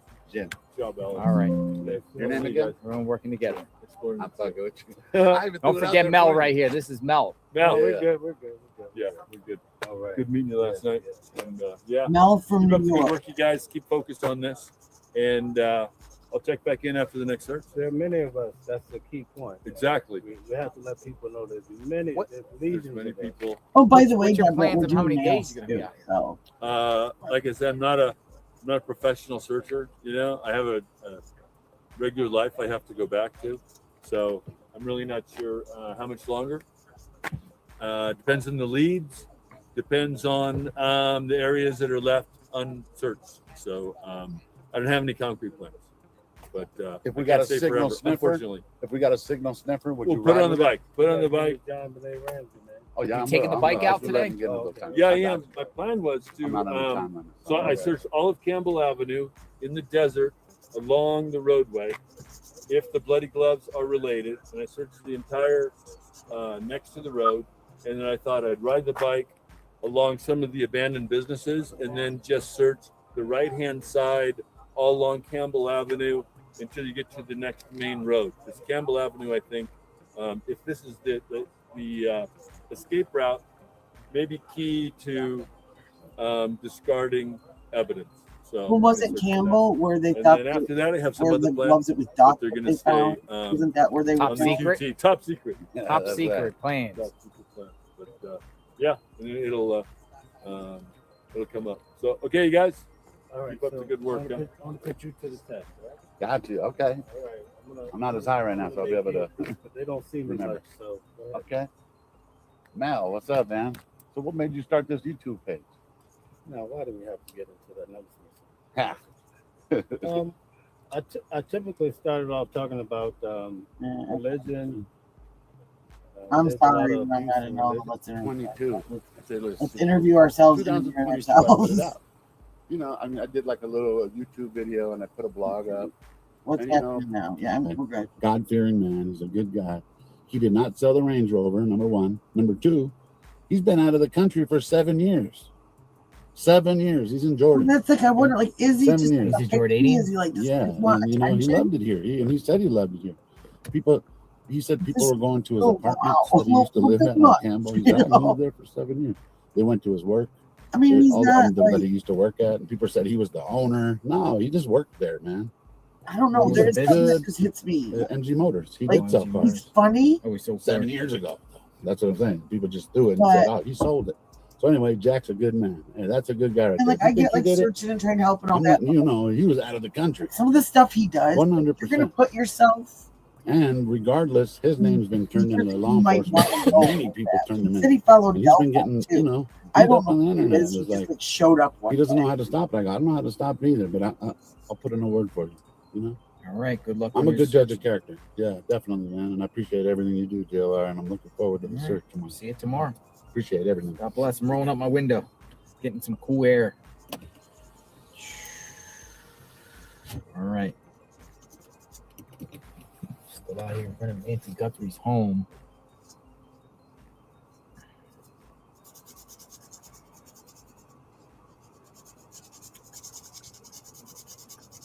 Oh, yes, sir. Yes, sir. You buy that chair? I don't know whose chair it is. No, I said you want to borrow it. Oh, no, I'm good. You good? Yeah. He's I'm in good. Thank you. air conditioning. Taking a break right now. I have a chair. Okay. You're in a chair. Literally in a chair in the car. That's okay. That's okay. Sorry, I'm saucy today. Nancy Guthrie case. Sheriff shouldn't discourage idea. Ex-FBI agent says the sheriff shouldn't discourage ideas. This is ex-FBI agent Jonathan Gillum. That's who that lady Sheriff. she could have been the sheriff. Listen in. Researchers telling a local outlet that they found a black glove like the one the suspect was wearing less than a mile from Nancy's home. That glove appeared to have blood on it, meaning more possible DNA to test. That comes as Nancy's neighbors and friends put handwritten signs and flowers at her home to show support while the community desperately hopes she comes back safely. Others are speculating about what may have happened, including former FBI Special Agent Jonathan Gilliam, who joined me earlier this week to share his theory. He believes that because the kidnapper would have had only 2 hours to move Nancy before sunrise, she must be in this area. Now, this is a very large area, I hundreds agree. of miles here.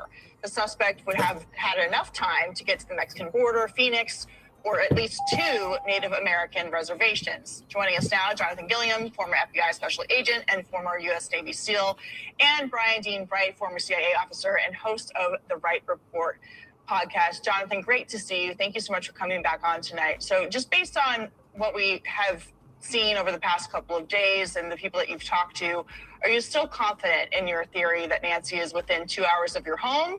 Or have you seen or talked to people about maybe her being moved? Well, I think it's always possible, Katie, that she was moved. But I think that she was probably stored somewhere or she was discarded if she was deceased within that 2 hour range. because basically they didn't want to move when the sun came up. I think anybody who was not prepared for her to be injured badly enough where she was bleeding, or that it got delayed because they were there for 40 minutes, would probably want to get to a point where they could not be seen before the sun comes up. So if that's the case and she was moved, then people may have seen something and they could go there and then test for DNA. That's been my thing all along, is that yes, perhaps she's there, but perhaps she was there and there would be DNA somewhere. And I really don't appreciate the sheriff coming out and telling people, if you don't have proof, don't call in. If it's just an idea, don't call in, because people, they could have a catalog system where you call in and say, do you have an idea? Do you have evidence? Idea? Okay, talk to this person. And then they can catalog that. It may be nothing, but there may be something. I just would not push any of that away. Yeah, absolutely, especially since it seems like we're not getting a lot of information. There are 2 Native American reservations within 2 hours of Nancy's home. Can you tell us about the relationship that the FBI has with those jurisdictions? If it's a different system than on a state highway or on federal property, they have their own sovereignty and they have their own law enforcement. The FBI does work with them in a number of ways, but does it make it more difficult if she were to be taken to one of these reservations? Well, I think the FBI has a good working relationship. I know several people who worked on the reservations here and that are with the FBI, and they do have a working relationship. There's always, just like any local law enforcement, there could be distrust with the federal government and with federal law enforcement.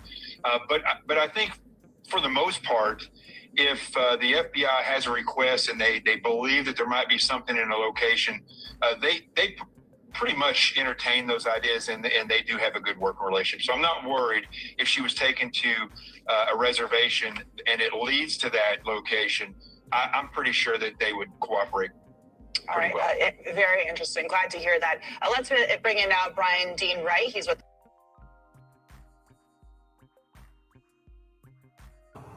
That's something I've noticed too, is now we're starting to kind of talk about possibly not just being Hispanic, but someone who's indigenous or has ties to the reservation. And I had never even thought of that before.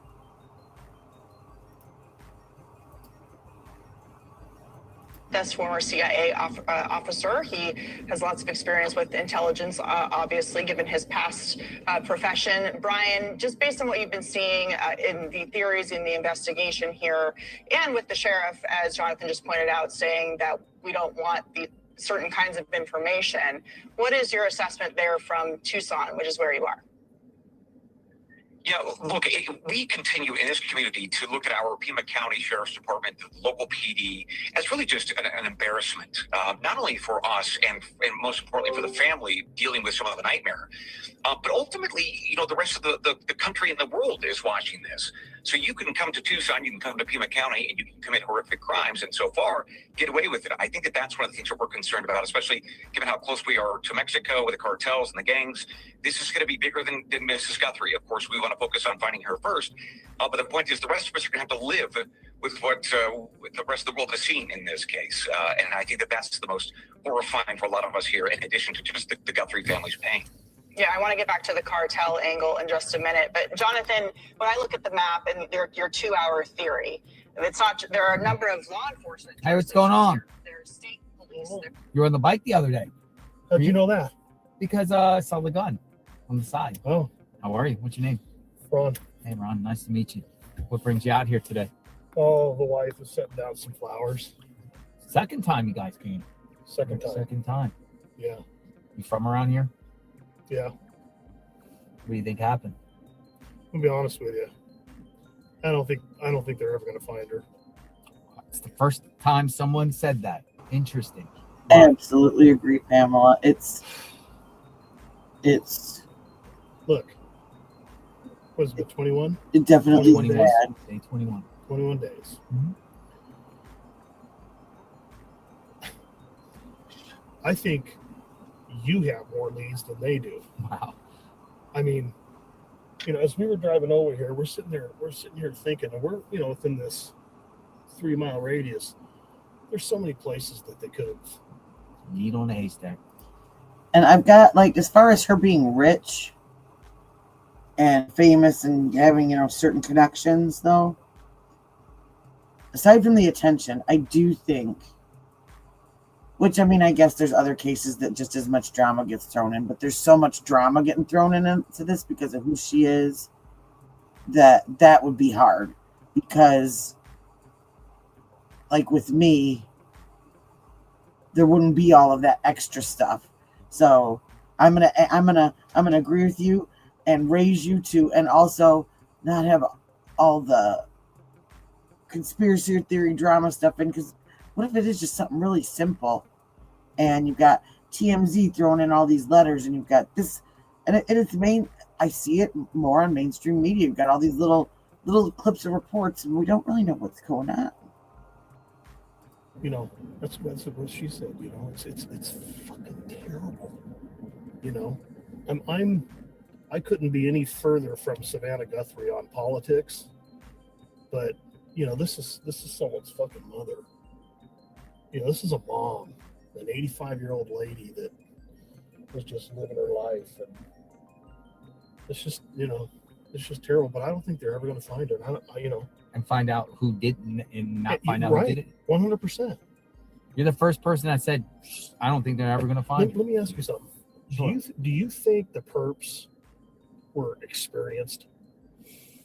Because let me tell you something. They left no clues. They left nothing. So people have been saying, well, these guys are amateurs, whatnot. But Exactly. my take is, if they're amateurs, they haven't been caught and been 100%. identified. Exactly. My mom used to say, too many cooks in the kitchen. We were thinking that. Oh, and it is. We don't know if this was a targeted thing or if it was a home invasion, but it's like something went wrong, and they got rough with her. She fell, hit her head. They killed her on accident, and then they just had to get rid of her.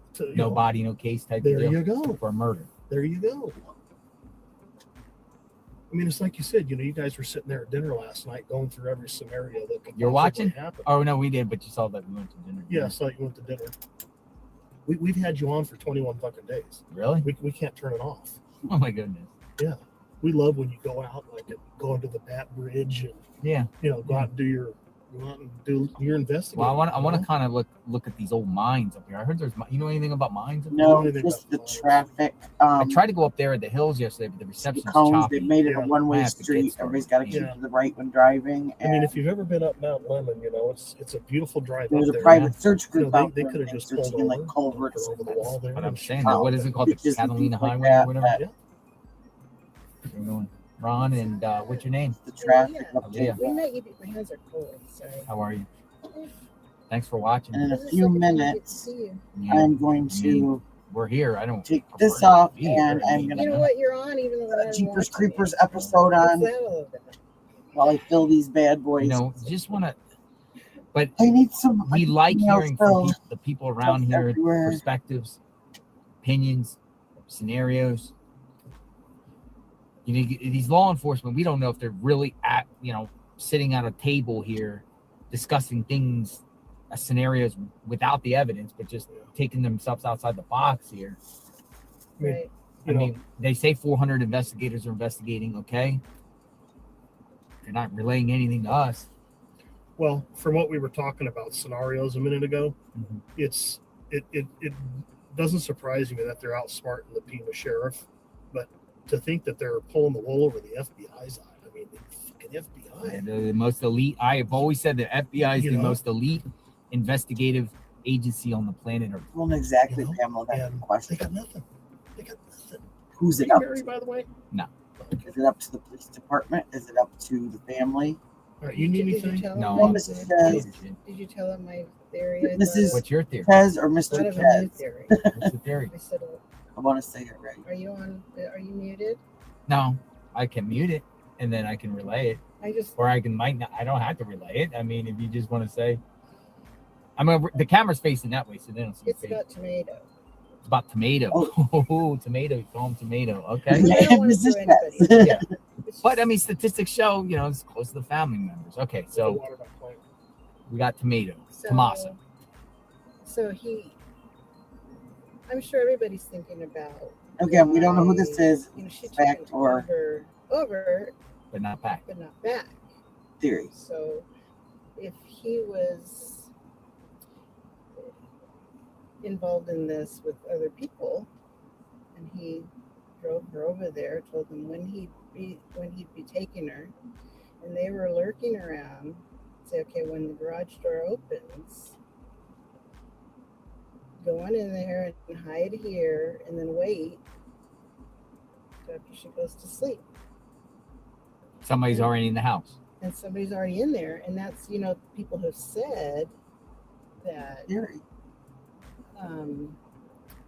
there might have already been somebody inside and let that guy in the video in.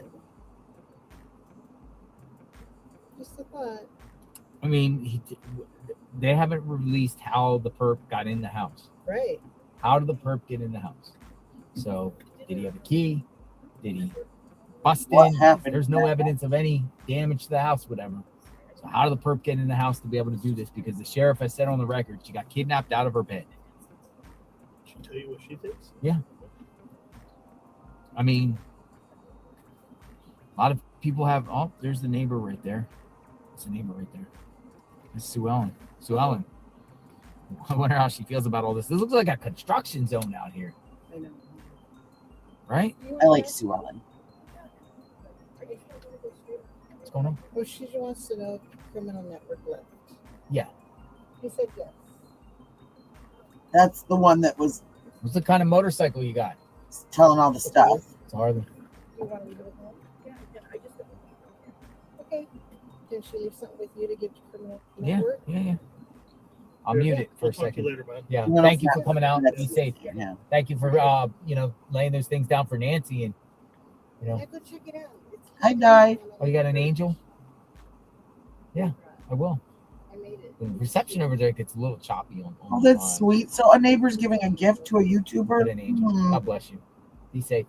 Nice meeting you. Go Hmm. watch it. Thank you. That's an awful lot of an You want me to angel. mute this? Yeah. All right, what you got? An angel. So I'm glad I didn't switch off yet. I mean, this is the thing. We're not getting told the truth. We're being punked. And the media's just, you can't tell me that JLR with his one tripod is getting in the way. And he's the problem. When you've got, and I know it's not just him out there, but you've got all these tents and umbrellas and,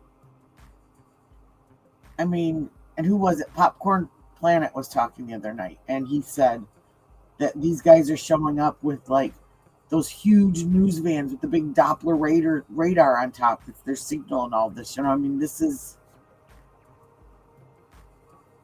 just a peeing contest about getting the story out, and they don't like, they don't have the freedom that streamers do, and there are things that they were following behind just as much as Brian Enton and JLR and everybody else were to the SWATs, to the scenes, because they all got coverage of it. All right, so I'm with somebody here that we're not going to show her face, but And she's you talking get all about the- Kayla and Day, you probably make which as is much money Luke's as some of the girlfriend, guys out right? there made. No, They're not boyfriend girlfriend. I don't believe so. So Kayla is married to somebody else, and But you said, okay, so you said Kayla Day is part of a group called Devil's Disciples. her family has some connections to that group. And there's a name that's been going around that's Kayla's mom, and that is not. And there's receipts if you check this out. But this is and she was like dying to come down and see you. But Hey, Erica, welcome this back. is Kayla's biological mother, and that's her sister. And She's in jail though right now, right? Kayla's still in jail. Did she go to jail the night before this happened? She did. The raid. Yes, and it appears, although I forget where I saw it, so I can't like track my source. She was served a warrant a couple weeks before she went to jail, and there was like a failure to appear. And it was the night before Luke went. The Was raid. raided. Yeah. Is there anything to that, you think? This is what I think, and I don't want to go on record saying this, but you're welcome to like report it later. All right, here, I'm going to mute it for a second. Okay. Oh, we don't know who you are. Doesn't matter.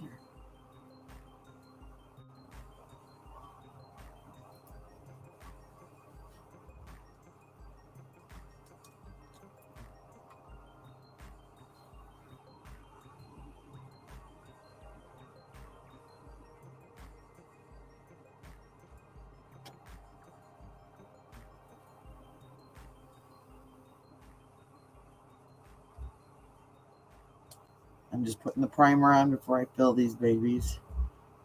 But I want to hear if he says what this lady has to say. Before we switch over our regularly scheduled program. But I will have it on over here in the background to make sure that if anything pops off that we can flop it over on the fly. Ugh, Nadia made me hungry now. Now I want a fillet of fish and a Coke from McDonald's.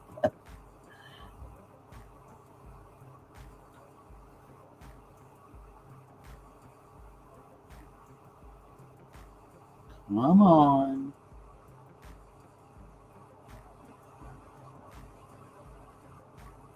She's just a long story, isn't it?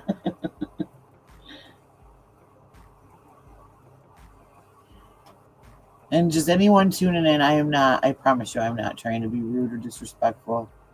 This is a lot, and we can't just sit here and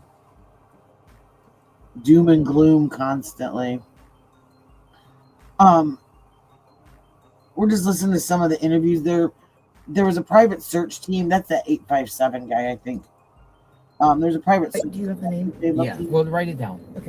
A lady came up and wanted to tell him Thank something. you. That's interesting stuff. It was about that Kayla Day and that Reporting leads, and I'm like, not quite. Yeah.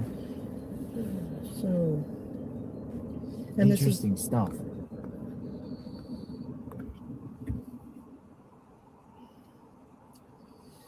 And then, and you can look at like the posts and you can see like my daughter, my granddaughter, like she's. Yeah. And I'm filling my Thank you nails for so the I can info. move up to the claws part of my title of my Share some of it. channel name, which is Claws and Crime. So These people are kind of scary. Scary people. And then crime all the time. Drone. See the drone? You know whose drone that is? News. News. Fox News. News. Also, the other thing, something interesting. So you know the hubbub about the survey plane yesterday? Yeah. So we went out there just because we were bored. Oh, you went down. We went down. Landfill. There wasn't shit. There was one media person there when we were there, but I was watching the flight radar, Yeah. and it landed at Ryan Airfield Mhm. out towards 3 Points, and it took off again. And it was surveying over north of the range out there. No, north of Ajo and east of the range out You're there. welcome. What was it doing out there? It surveyed a very specific area. Why? Is that what's out there? Indian reservations? It's just lots of BLM land. There's an abandoned mine out there. There's like, But it goes from the landfill to an abandoned mine. yeah. Well, Have a good day. they were not circling an abandoned mine. They were circling like the small mountain range-ish, just that kind of pokes out of nowhere. But it really is in the middle of nowhere. And I was researching the speeds that they were going because I know everybody was saying, Holy smokes. Amber Alert, child abduction, Avondale. Oh, wow. Dude, everything's going off. Yeah, we get those. Dude, Yeah. everything's going off, man. There's a child abducted. Oh, wow. Amber Alert. There's an Amber Alert. I don't think anybody ever realized that. Dude, hey, dude, everyone's phone is going off. Look. Yeah, Child in the abduction. area. 118th and Edgemont Avenue, Avondale, Arizona. Where's that? 3-year-old black female. West Phoenix. West Phoenix. Oh. What's that? Kalena Rogers, last seen wearing pink pajamas with braids. Suspect, Morena. White female, short, thin, brown hair, hazel eyes, wearing white shirt, pink or purple pants, and ponytails. Did you get the alert, Arizona? Dude, everyone's phone started going off. That scared me. Dude, they make your phone buzz and everything. I'm like, what the heck? Like, what in the heck's going on with all that? I don't mind them. I think they're a good thing. We had, though, it scared the daylights out of us. It was this last summer. It was like Phoenix. 3 o'clock in the morning. So what is that about? And it went off. So it's just 3 miles an hour. And from the research I did, every like the device in our house went off. topographic surveying, they go faster than that. But the sniffer would be going very slow because it emits the pacemaker would only emit a signal like every 3 to 4 minutes. Uh-huh. So they have to go really slow. And I'm kind of a geek about following air traffic, and I don't know if I've ever seen a helicopter moving that slow. Never.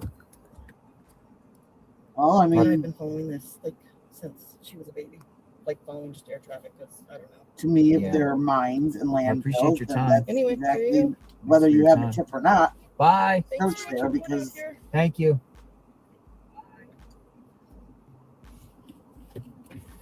that's what I wonder. I mean, Interesting stuff. part of me says yes and part of me says no. So basically, it's just the We think it's 411 on that they would Kayla have found Day, her by now somehow. which Somebody she would said is have talked to heavily something. involved with devil's disciples and some banker gangs, drug running. And Kayla Day is a really dark, sinister person. Now, Kayla Day was arrested the day before the raid with Luke, but she's saying now that, well, she told me that Kayla and Luke are not a couple, like boyfriend, girlfriend, but they're cool like that. You know what I mean? Like Kayla's involved with like multiple different people. Partners in crime.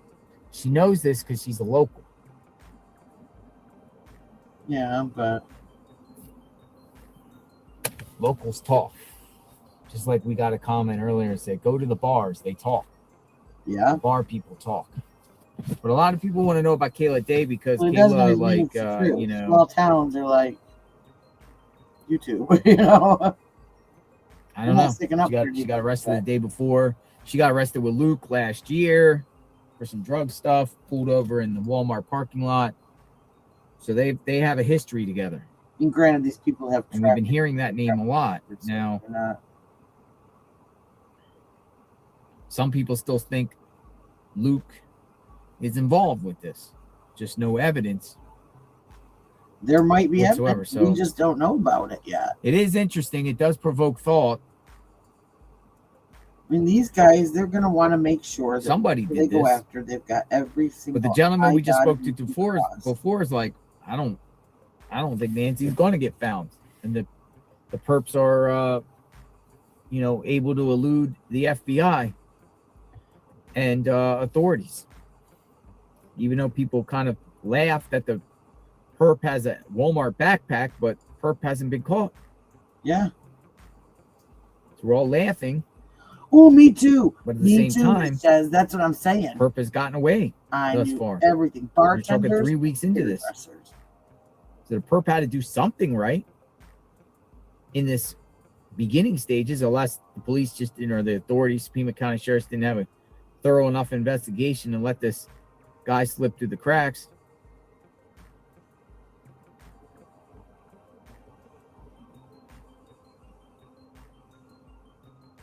Yep, I'd have one sit down on my chair. I literally had people I had to book in different time slots, like morning and night, so that they didn't run into each other. Like, I don't know, not folks. just act like adults. Come on. Nope. It's 2:41 p.m. Eastern. Continuous coverage of Nancy Guthrie. One would get up. What's really going on Say here? hello, shake hands, say hi, whatever. One way in, Hi, one way honey. out. The one, next one. If you're a local and you Next want to one, talk, come on out and say down. hi. We'd love to hear from you. Want to know something? You don't have to show your face. You can show your face. Tell me all share some about the information. one. Want to hear from the people. This isn't JLR's feed. We're reviewing his stuff from earlier. We want to hear what the people have to say he's about this. Given permission for everybody to review and share his stream out. And let me see. I had the link up.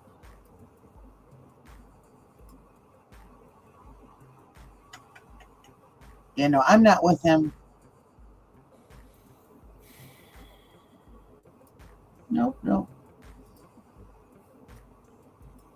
I can't handle the desert air. No, we're just in here with a smaller chat reviewing what was going on earlier. And this is I'll check my email in a little bit. I know some people are saying, but if you want to send me anything in the email, Appreciate it. My husband is retired, 25 years law enforcement. I'm a medical professional. We can prove our credentials. We would be happy to answer you or any of the subscribers' questions. We can send email if you're interested. Yes, Melanie, send me your contact. Retired LE and medical, and maybe we'll have a chat. Just send me your contact. Just say Melanie. And but you're also welcome to reach stay back and out watch to you with later. us. We got a little bit smaller. Well, We always not want a to hear little bit, from a way former smaller law chat. enforcement in an investigative aspect, or even the medical field. You know, anything to deal with. You know, in this case, Nancy, or medications, how long she can survive without her medications, and mobility, and in a medical aspect on this. I mean, we're just coming up with all types of theories here and scenarios until we get more information. And then we can go with what the information and go off that. But some people are not satisfied by the response by LE when it comes to family members, lack of information.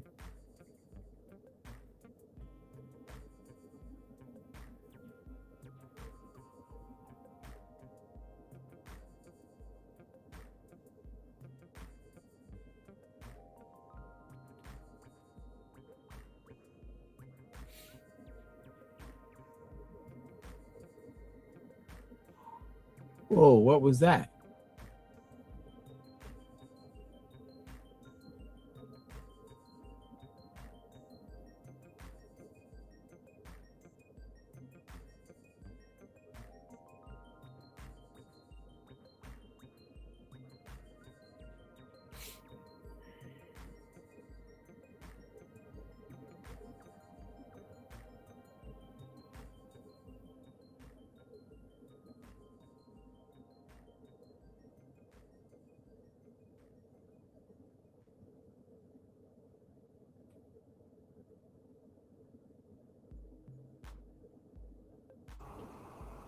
Okay, now I'm going to do this because there's not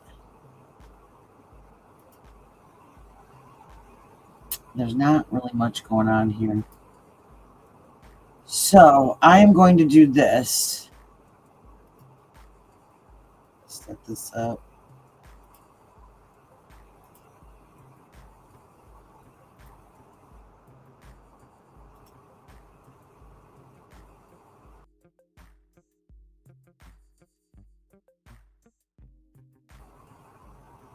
Okay. So we're going to, like I said, I'm keeping him on low volume so that I can kind of monitor what he's got going on, just in case something pops off.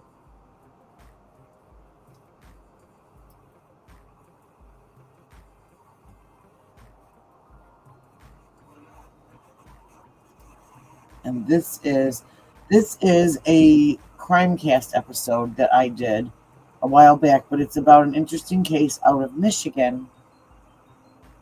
And it is the murders that the Jeepers Creeper movie was loosely based on.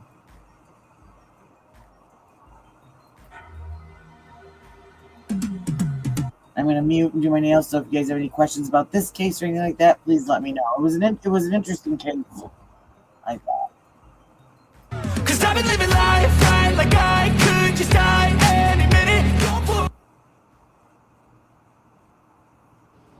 Hey there, I'm Cutsy, and happy True Crime Tuesday. Thanks for stopping by, and if you would you please hit the subscribe button and like button on your way in. It helps me get my channel out in the algorithm and helps me grow and get better and better. So I would greatly appreciate it, please, and thank you. Okay, so this is a representation of exactly how I feel right now. I am mind blown. I came home from my calm little farmer's market on Saturday to find out that the whole world had gone crazy, basically. I hope you like my new tinfoil outfit. I felt a complete outfit was needed after learning about this man that was going after the state representatives in Minnesota, this Vance Bolter, I believe his name is. Just craziness.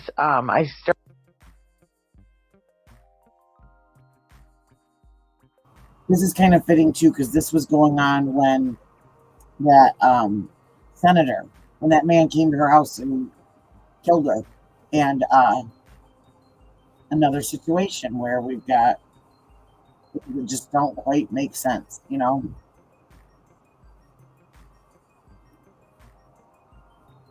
Started finding out some things about him myself, and then I saw that Jay is for Justice was on, popped into her video, into her live, and wow, she did an awesome deep dive on him.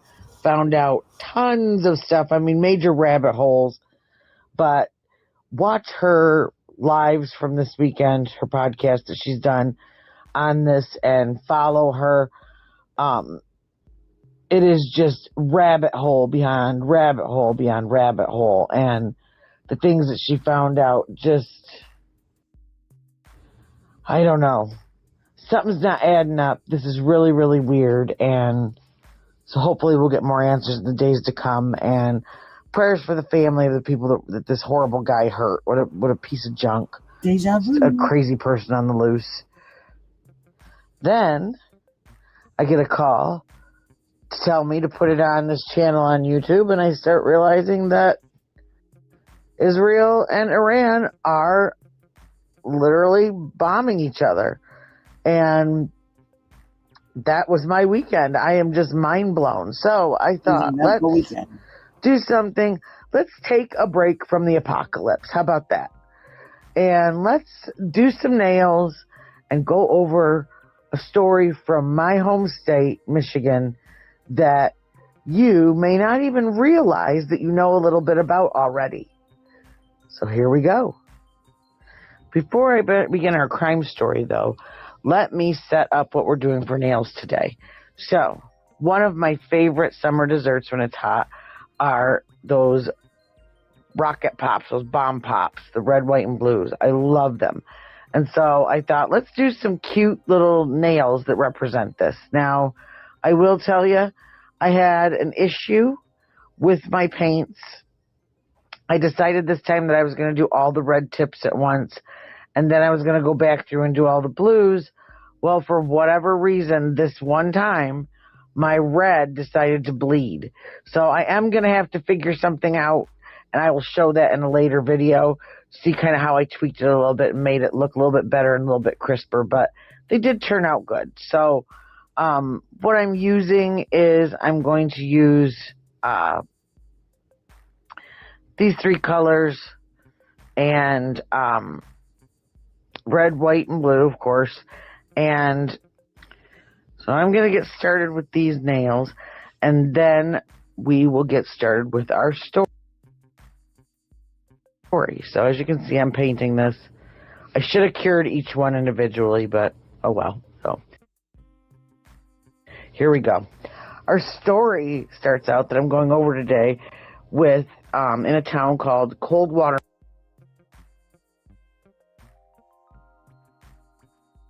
Michigan. It's down by the Indiana-Michigan border, and it starts off with a couple going for a nice ride on a Sunday, and they decide they're from Elkhart, Indiana, and it's real close, so they decide to go for a ride up into Michigan, and they start going through a little town called Coldwater, and they were just talking to themselves about how nice and quiet and pretty it was. And as they're driving, they hear a motor rev up behind them, and they can't figure out where it's coming from. All of a sudden, they see in the rearview mirror this big brown van zooming up super fast right on their rear end. And he doesn't slow down, nothing. He whips around them and whips around them again up across this hill and up and over the hill and takes off. And they remark to themselves that guy's going to kill somebody because he's driving like a maniac. And a little further down the road, they pass this schoolhouse. This is the actual schoolhouse. And they see a man in the back with a sheet with red stuff all over it. And he's stuffing it down trying to hide it. Now, as they're driving past the school, said they see this sheet with red stuff all over it. And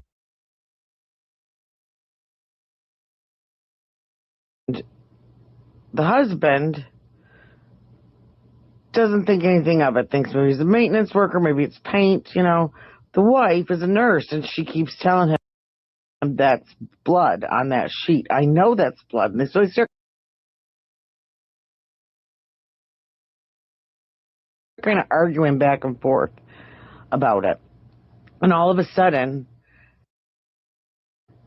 they hear that engine roaring again, and up from behind them comes that big brown van. Now, it is zooming fast, and it comes right up on them, and it's riding their bumper like nobody's business. It will not get off their tail. It's obvious whoever this is trying to scare them. Sound familiar yet? Well, if you're a horror movie buff like I am, then this will definitely sound like something that we have all seen before. Are you ready? Only in one of my favorite scary movies, it's a brother and sister that are driving down the road and happen to see something very similar to what these people saw. If you guessed Jeepers Creepers, you were right.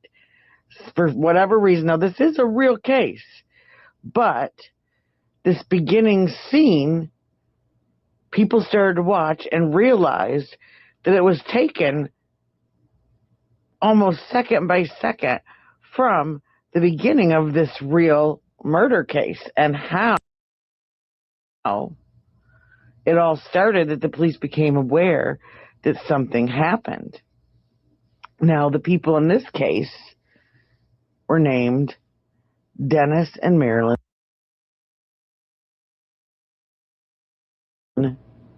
Depew. After this all happened, this couple, the real couple, ended up going to the police and reporting what they saw. Well, they ended up coming back to the school, going and looking, and they found that sheet was buried in a hole. So they ended up going to the police and telling the police what they found. And this is where the story begins. The Depews were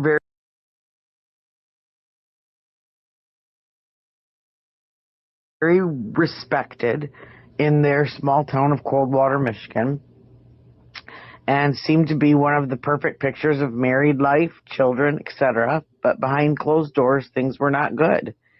And in April of 1989, Marilyn filed for divorce.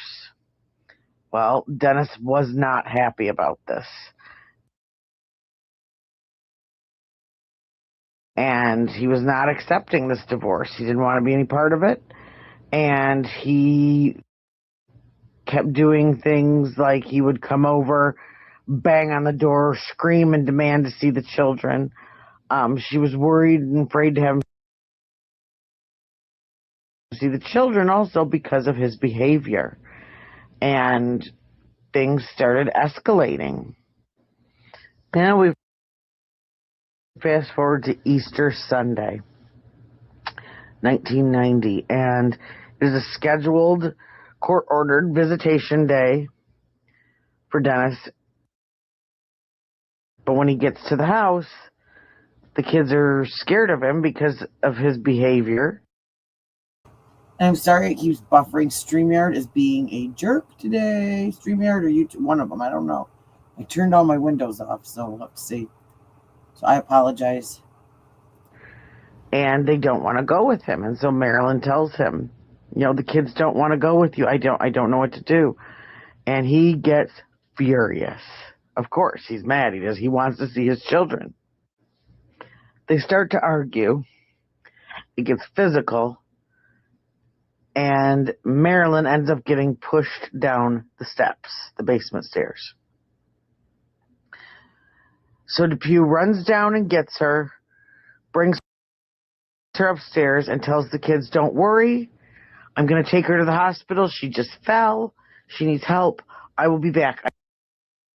I promise. Don't worry. And he takes her, puts her in the van, and takes off to supposedly take her to the hospital to get medical attention. Now, 4 hours later, he still isn't back home with her. So his kids call the police because they're worried. They don't know what's going on. They tell them what happened. Dad came over. Mom and Dad got in a fight. He pushed her down the stairs. He was supposed to take her to the hospital to get treatment. We haven't heard anything from her, and we're very worried. So the police head to the hospital, but Dennis had never been there, had never brought Marilyn in there.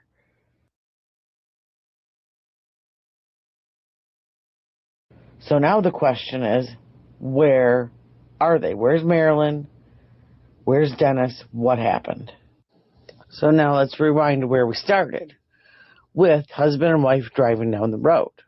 So now, after this guy has zoomed up behind them again, after they passed him at the school, with the red covered sheet, they go back down. They keep going down the road. And a little ways further down the road, they see him in this little pull-off. And now, mind you, this road is like a back road, and it led all the way from Michigan back into Indiana. So you could take this without taking the expressway to cross over to state lines. And they lived in Indiana, Elkhart, like I said before, which is right there on the border. Anyway, and if you go through the top there, Illinois is also right down there at the bottom of the lake. And when they see him, again, he's pulled over in this little side park, and he is changing the license plate on the van. And now when he passed them the second time, coming up behind them and trying to scare them, the husband took down this guy's license plate number from the van because they were going to call in about reckless driving when they got home. You know, this is the late 80s, 90s, so people actually called in stuff like that. But anyway, so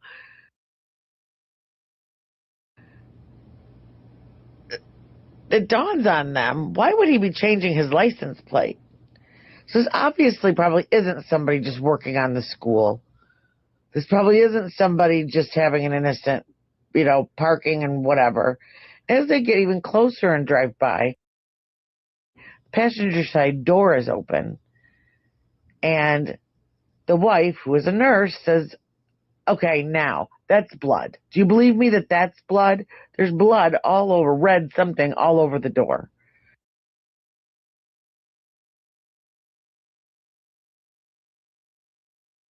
Of the passenger side door. And the husband said, you know what? Okay, you're starting to make me believe that maybe it's blood. So let's do this. We're going back, and we're going to check, and we're going to make sure. And if it's nothing, it's nothing. But if that's blood on that sheet, then we've got to go back. So they get to the school. They park on the road, and they walk around to the north side, kind of the back of the property. And they see this kind of ditch, this dig out, this kind of hole in the back. And so they walk up to it, and they see that the sheet is laying there, and it's got some brush kind of thrown over it. When they pick it up, the wife, that's a nurse, realizes, yes, this is blood. And not only is there blood, but there's also bone and tissue matter on this sheet that's just been thrown.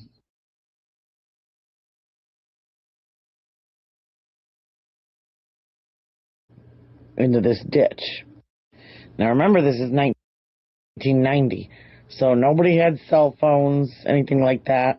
So they rushed to, they freak out. They're like, oh my gosh, we got to call the cops. So they jump in the car, they rush to the nearest farm they can find and start banging on the door. And the farmer answers the door, but they are so upset and just freaking out that he thinks they're absolutely crazy because they're just yelling, there's a bloody sheep, the guy with the van, blah, blah, blah, call the police. And so the farmer agreed to call the police. He did not let them into the home, but he agreed to call the police, and the police got there and they met him out front of this house to tell the police officer what they had seen.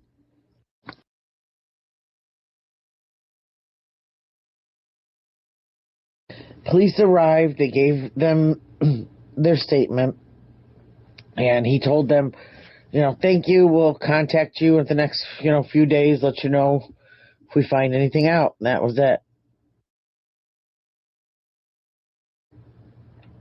The very next day, there's a road worker, ironically enough, on a road called Butcher Road, which was not far from, I believe, the schoolhouse. And the abandoned, mind you, this is an old abandoned schoolhouse, like you saw in the pictures. But anyway, and he had found a body out kind of off in the brush on the side of the road, and they were able to confirm that it was indeed Marilyn Depew that was out there.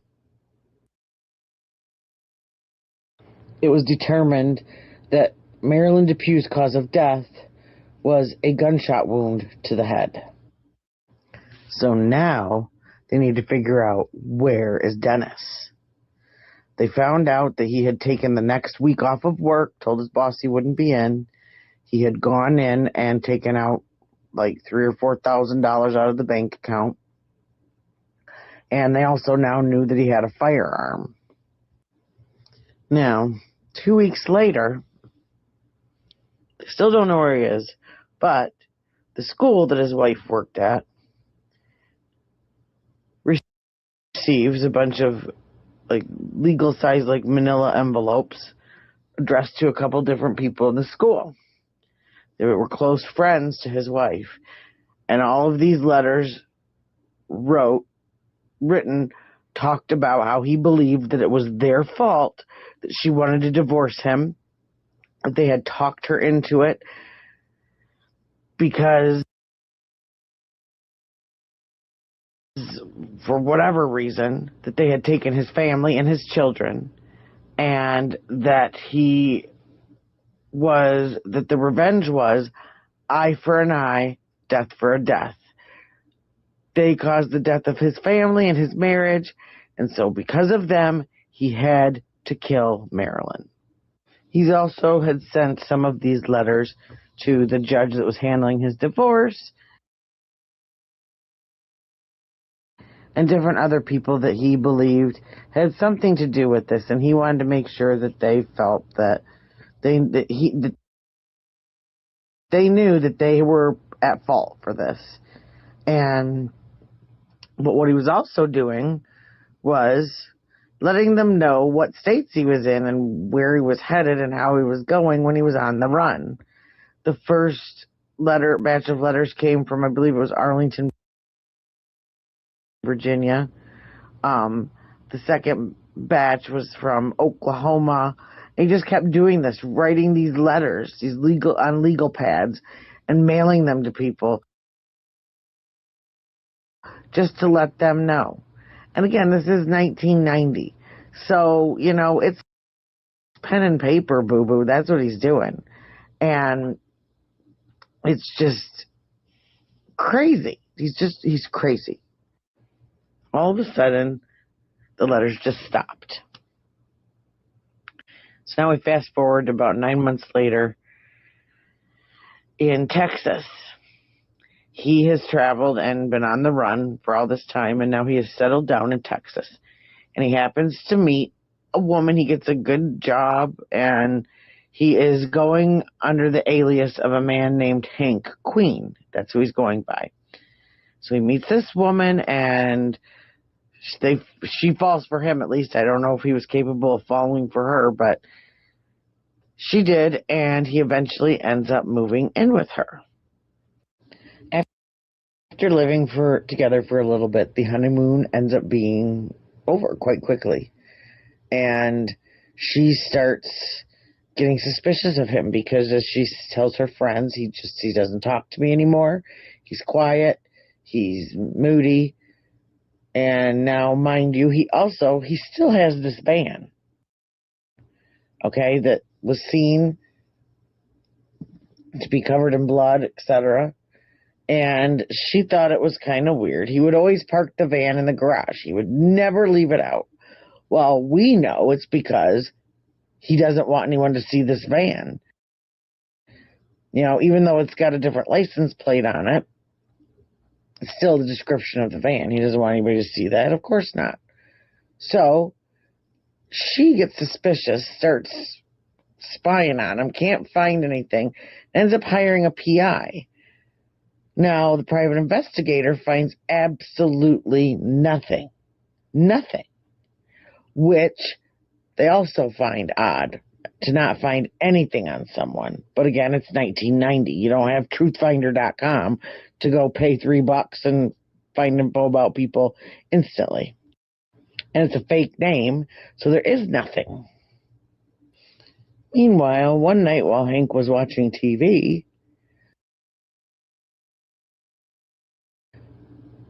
Unsolved Mysteries happens to come on. And the story about him and what he did to his wife and the fact that they're looking for him comes blasting across the screen, along with a picture, a detailed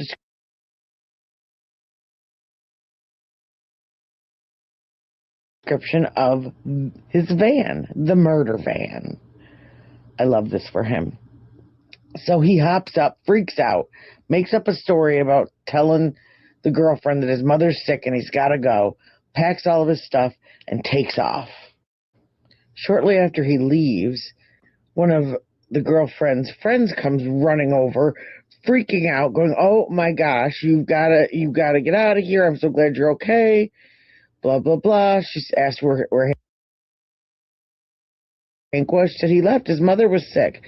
She said, "Oh my gosh, this guy's been all over the TV. He's a murderer." She's like, "Oh, you know, I can't believe this." So the girlfriend ends up calling the police and saying, "Listen, he was here not too long ago. This is the license plate number that he's got on the van now. He's in the van. Go get him." Well, he manages to get all the way from Dallas, Texas to Louisiana without being caught. But as he's driving on the highway, he ends up getting pulled over for speeding. And there's no way he's pulling over because he knows he's done. And the police officer calls in the license plate number, and it comes up because they had put up a 6-state all points bulletin for him. So now a high-speed chase begins. So after busting through 2 police roadblocks, he ends up getting to a 3rd, and that's it. He's done. There's no way out. He's almost at the Missouri border. They're not letting him go. This is the final countdown. All of a sudden, police start getting out of their cars, pointing their weapons, telling him, "Get out of the car," and they hear a shot ring out. And so they return fire, and they fill that van just full of holes. And once they stop, they go up to the van, and they open up the driver's side door, expecting him just to be riddled, and he only had one single shot to the head. And that was from his own gun. Once they opened up the van, they found out why. There was so much junk in that van that none of those bullets touched him.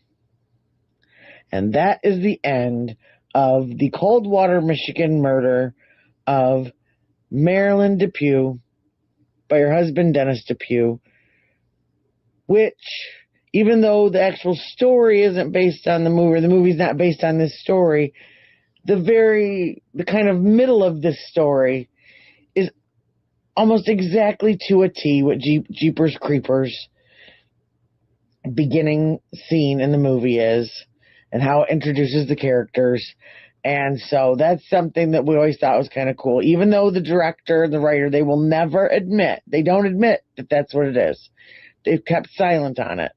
But if you know the movie and then you know this crime, this case, you know what happened. So, all right, well, this is it. I had some issues. I'm going to try to tweak these a little bit more because I'm not real super happy with this outcome. My red polish bled. The blue, I ended up going over the blue a second coat because it just wasn't blue enough.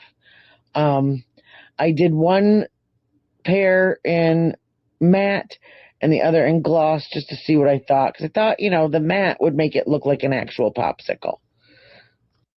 But this should be a good example of no matter how long you've been doing this, sometimes things don't work out exactly how you want them. And so you just have to sit down and figure out a way to make it work.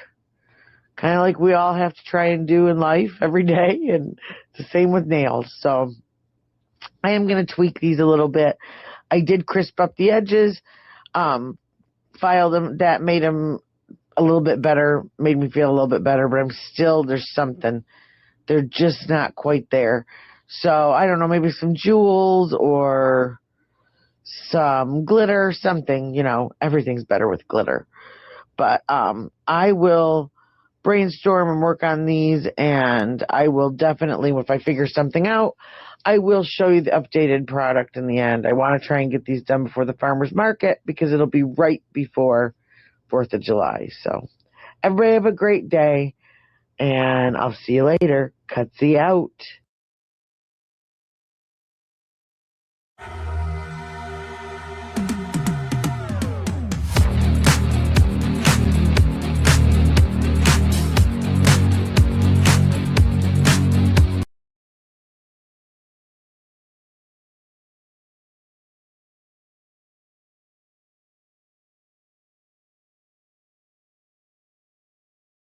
I forgot to unmute. Okay. So that was one of my Crimecast episodes, and that was on the Dupuy murders, your Dupuy murders, excuse me.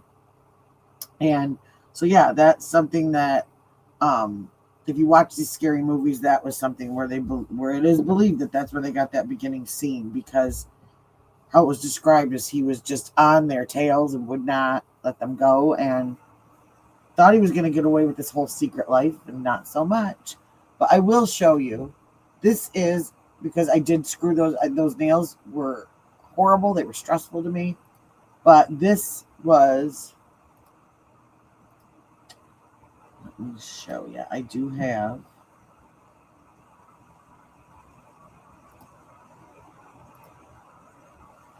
this is the final product. So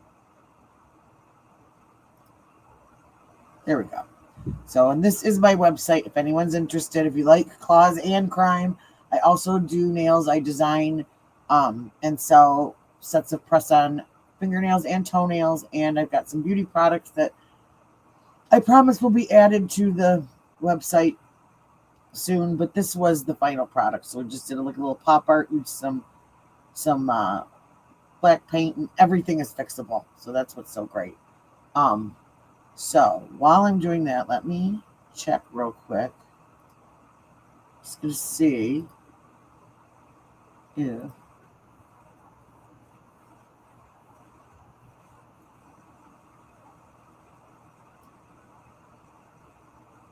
let's see. I'm just trying to find the spot.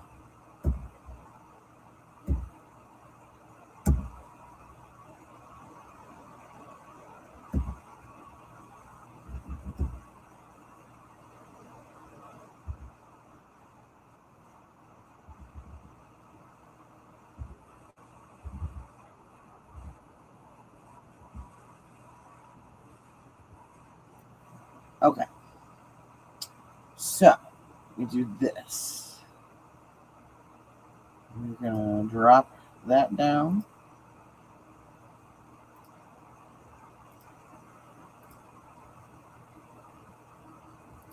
And I will share this again because this is something interesting from Nancy Grace that he listens to. Box 1, Nancy Grace. So great to see you this evening, Nancy. So, where do you think we are in realistic terms with this investigation? I think the investigation is plowing forward, and I thank God in heaven that the feds have finally been invited in and are using their vast resources to help find Nancy Guthrie. It confounds me how an 84-year-old woman can be dragged out of her home and we can't catch the guy. A lot is being made tonight of the theory of an accomplice, and I believe that there is an accomplice. If you look carefully, Charlie, at the porch guy, as I call him on the video, in one moment, he is wearing a backpack. In another moment, he's not wearing the backpack. Who gave him the backpack? Or is that actually another person and they have outfitted themselves together? It could be either. If you look carefully, you see that. Also, I've looked at it frame by frame by frame, right. And when he first approaches, you see a floodlight shining down. Then later, that's gone. Is that how the floodlight was destroyed? But also, just practically speaking, to get Nancy Guthrie out of that home, a woman that does not have very good mobility at all, and we see very, let me just say, drops, let me put it simply, drops of blood, apparently from a nosebleed, low velocity blood drops, just as she comes out, trying to get her out. I think they needed 2 people. Also, was there a car waiting? And we see the focus on vehicles in the area. The good news is, if there is an accomplice, 2 people are easier to find than 1 person. And you know, Charlie, in every case I have ever investigated or prosecuted, which so many, I cannot count them, once you involve more than 1 person, the plan will fall apart. It can be a mother, a sister, a girlfriend, a wife, a neighbor. Somebody will notice something, the more people that are involved. But another thing, Charlie, Nanos, let me put it delicately, needs to shut his pie hole.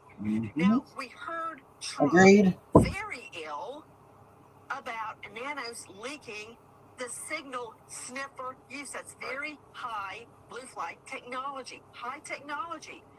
And I agree. What that does, if it had worked, it would have shown where her pacemaker was. See what I mean?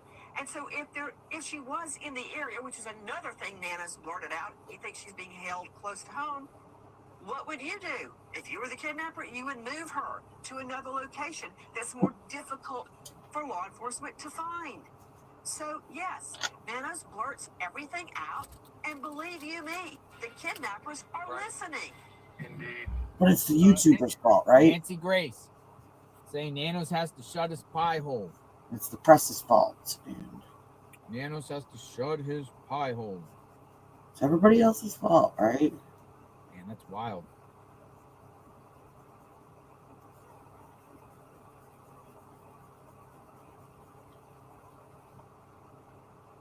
Nanos says this, that, the other. This is behind. We're about 40 minutes behind. Be quiet. I think a lot of us can agree with that. He needs to talk. He's got to be in the spotlight. I don't think it's about talking. I think it was just being in the spotlight.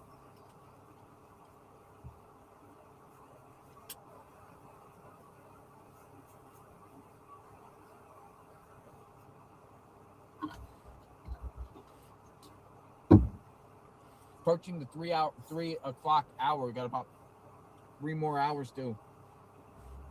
It starts to get dark. Here's another ABC report. Sergeant blasts Sheriff's Department handling of Nancy Guthrie case. A sergeant. Listen in. 20 excruciating days for the family of Nancy Guthrie and more questions than answers for the public, wondering when she'll be found. Investigators zeroing in on evidence in hopes of finding a suspect. Still, the only key material in this case is this doorbell camera video. Authorities now attempting to parse through more than 10,000 calls made since the mother of Today host Savannah Guthrie was kidnapped. As we reported yesterday, the FBI is now in contact with Mexican authorities. There's no evidence that Guthrie was actually taken across the border, but it's an avenue investigators are exploring now, given the proximity to Tucson. Now, investigators are facing questions about whether they could have done more in the early days of the investigation. And one of the loudest voices coming from the head of the Pima County Sheriff's Deputies Organization, Sergeant Aaron Cross. He has blasted the sheriff's handling of the investigation, calling it an ego case. In an interview with the New York Post, the sheriff, though, still defends his handling of this situation. Sergeant Aaron Cross joins me now. Aaron, good to see you. Good to be with you, man. You've been pretty critical of your own sheriff, including, this case as well. What's he getting wrong? What did he get wrong? What could he have done better? How much time you got? At this point, a lot of the questions being raised with my members are whether or not that we should hand this off to the FBI and move into a supportive role to assist them. The FBI has an incredible amount of resources, personnel, funding that they can draw from to try and find Nancy and hopefully bring her home safely to her family.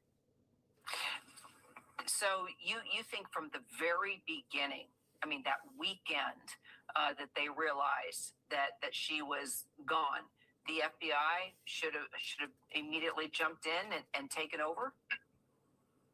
I think once this moved from a search posture to a possible kidnapping, the FBI, they're the premier agency in the world to deal with kidnappings. And that's something that our medium-sized law enforcement agency probably just doesn't have the experience to handle.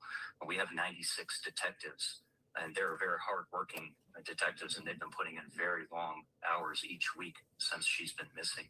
But I think the FBI's expertise is something that we should take advantage of more. So Sheriff Nanos has also been pretty critical of you, saying that you and others don't have a clue what this investigation has entailed. Your response to that? That's true. We don't know what's being discussed inside the homicide unit that's running primary on this. They've kept a lot of discipline to keep information from getting out. They've been doing a very good job about that.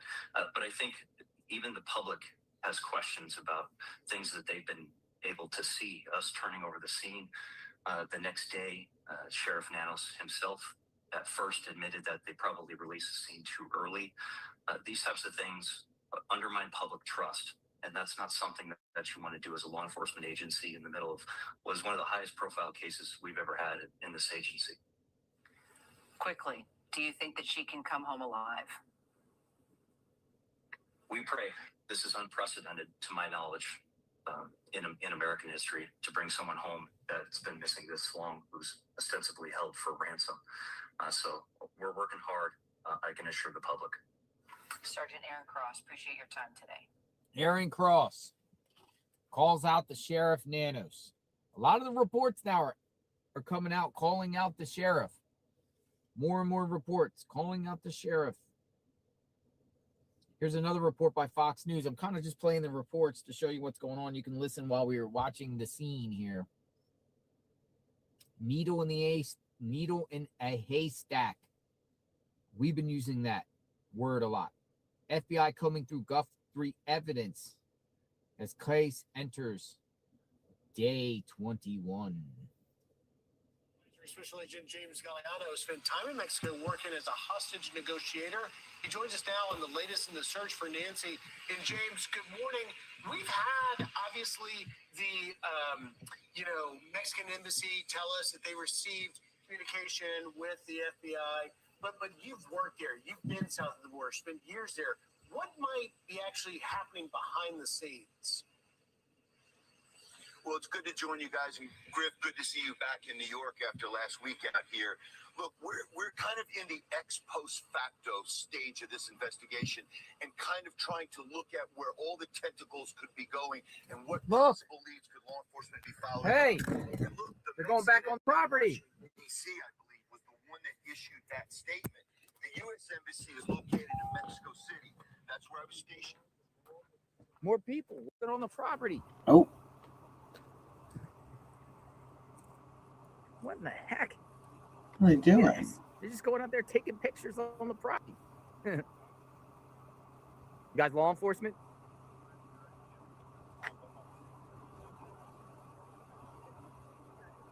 Oh boy. How's it going? What's going on? Oh, nice. You guys like investigators? I'm Good that JLR it's nice and Investigates. secure still. I'm JLR right? Investigates. Oh, you're on the JLR No. investigation? Yeah. No, I'm just somebody documenting what's going on. You know the family? No. Oh, you're just seeing what's going We're on. just tourists. Oh, you're tourists. We live up the road a ways. Yeah. Gotcha. I thought I was finding what's going on. Like maybe you're Tourists? investigators or what's going on. You know. Wow. I'm just trying to put your concern for Nancy. Yes, absolutely. Gotcha. All right. Don't call Have a ourselves good day. tourists. Who do you work with? Like you just. Oh no, I'm retired. Just live up in the area here. Gotcha.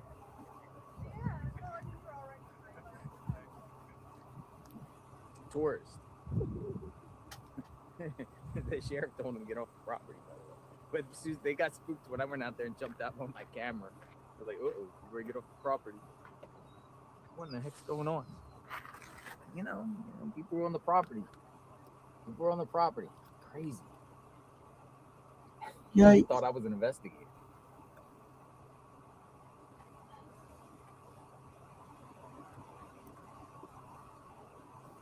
Tourists. I use the word crime scene tourists. Crime where people dude, they were all the way up in the yard, like literally just taking pictures. Crazy.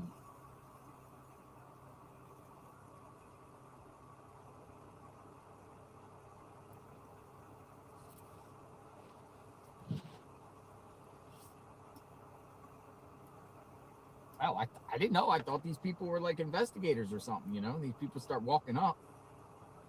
We heard about the some sort of activity possibly going on here today around here. Crime scene tourists. He said they live around there. Again, so. I personally think they should put crime scene tape up around the house. Yeah. But Where's they have it? We're just out here seeing what's going on. Probably against the Listening to HOA. Fox News, and 3 people went up on the lawn.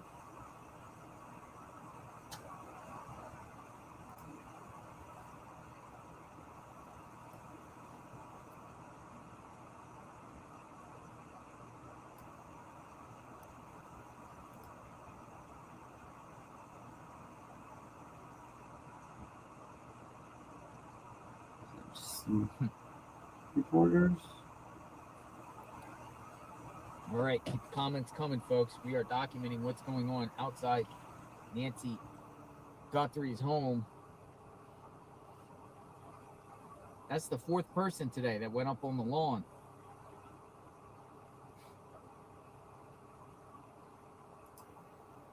Wow. Just wow. Take pics.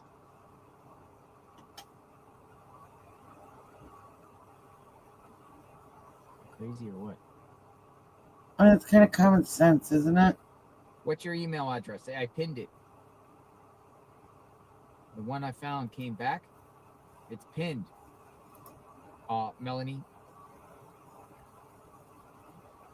JLR, Pima County Sheriff's Department released a press statement, Sister Robin Ridge. Let me go check it out. Let's go see what Just Pima a second. County. Pima Every County time I go to- released a statement. Pima County Sheriffs.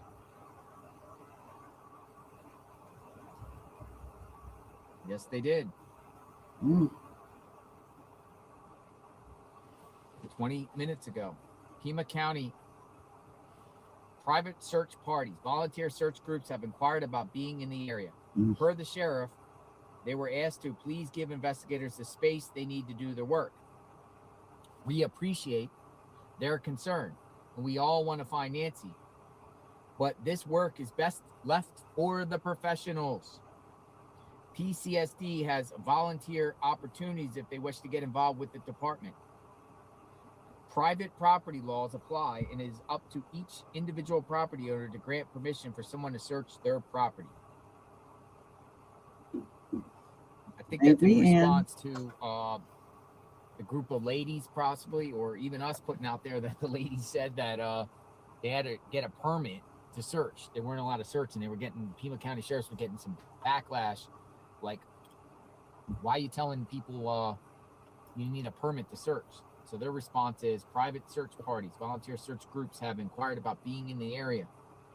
Per the sheriff, they were asked to please give investigators the space they need to do their work. Yeah, they don't want people out there. Sheriff. We appreciate their concern. We all want to find Nancy, but this work is best left for professionals. And they're getting ratioed right now. There's more comments than likes.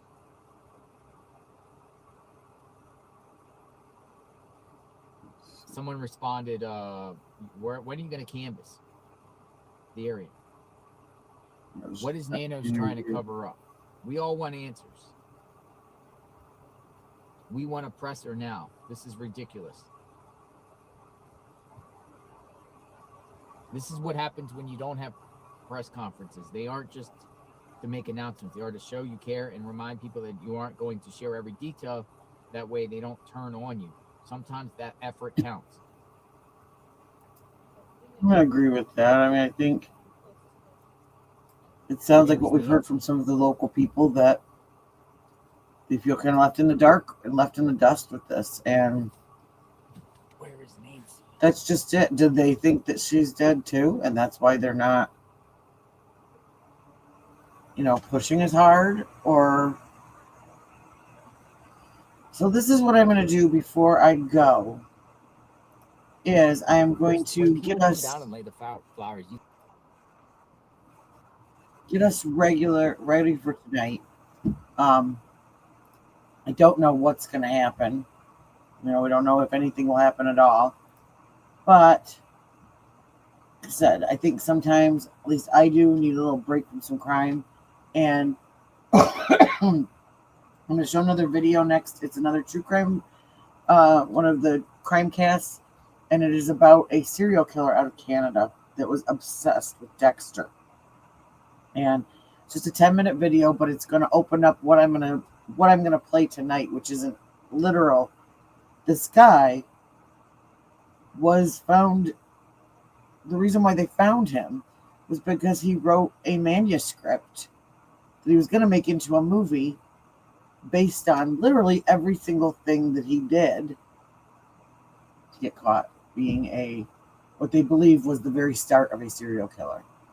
So this is about 10 minutes long. But I think sometimes we need to just take a break and get our brain out of this. Okay, here we go.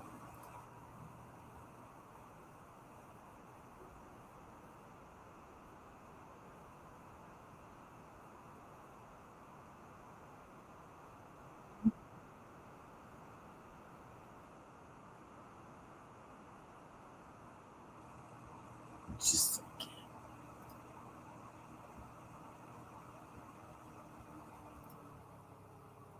it would help if I put it up. All right, let's get on to today's topic. So first, I just want to say it's been a week with all of this Brian Kohlberger stuff.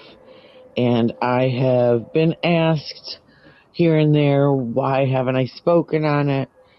And I'm just going to say this. I am new at this. I have not followed that case from beginning to end. I started to catch up near the end when all of this was coming.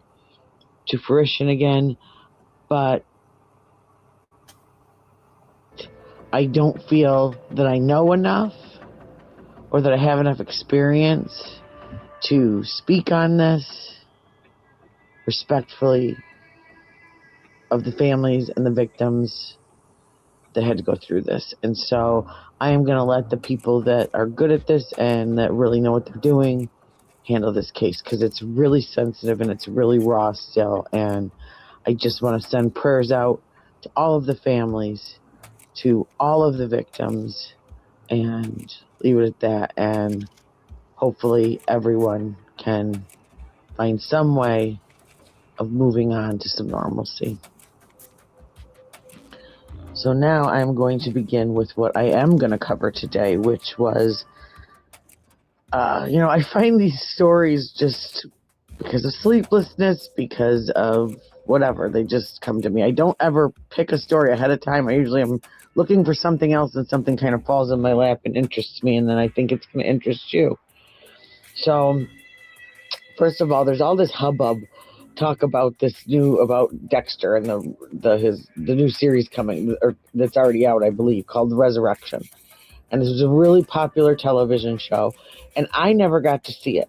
And all of my friends keep telling me, oh, you've got to see it. It's great. You've got to see it. So I was actually looking that up, and I came upon this story. Now, this story starts in October of 2008 in Alberta, Canada. And it starts with a man who meets a woman on a website called Plenty of Fish. A lot of us are familiar with that. It's a dating website.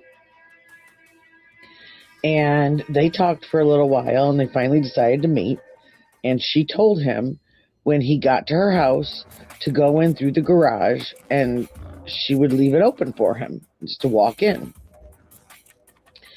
So he's running a little bit late, but he gets there. He walks into the garage. And after he walks, he said he felt a little funny because it was real dark in there and there was nobody there. But he still walked in anyway. And all of a sudden, someone stepped out from behind him and attacked him. When he turns around, he sees a man with a painted up hockey mask. And he realized all of a sudden, I've been tricked. Said the man hit him with something, then taped his eyes and mouth shut and made him get on the floor. At that point, he decides, all right, I have got to get away. And as he wrestles with the attacker,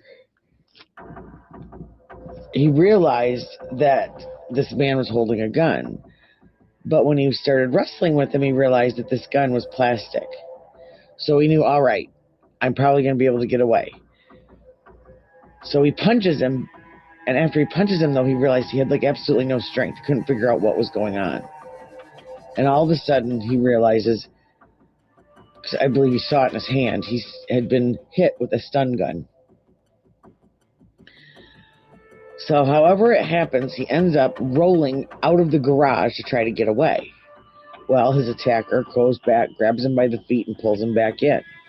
They start to fight again, but he manages to get away.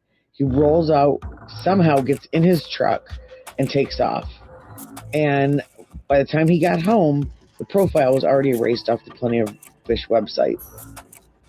He said he was so embarrassed that he'd been tricked, he kept quiet, believing or convincing himself it was just an attempted mugging. Now, this is a little similar to another story that I covered way back in the beginning of my channel that was about Grindr and someone going on, answering an ad on Grindr and never returning. And the perpetrator in that story's name was Mark Latunsky.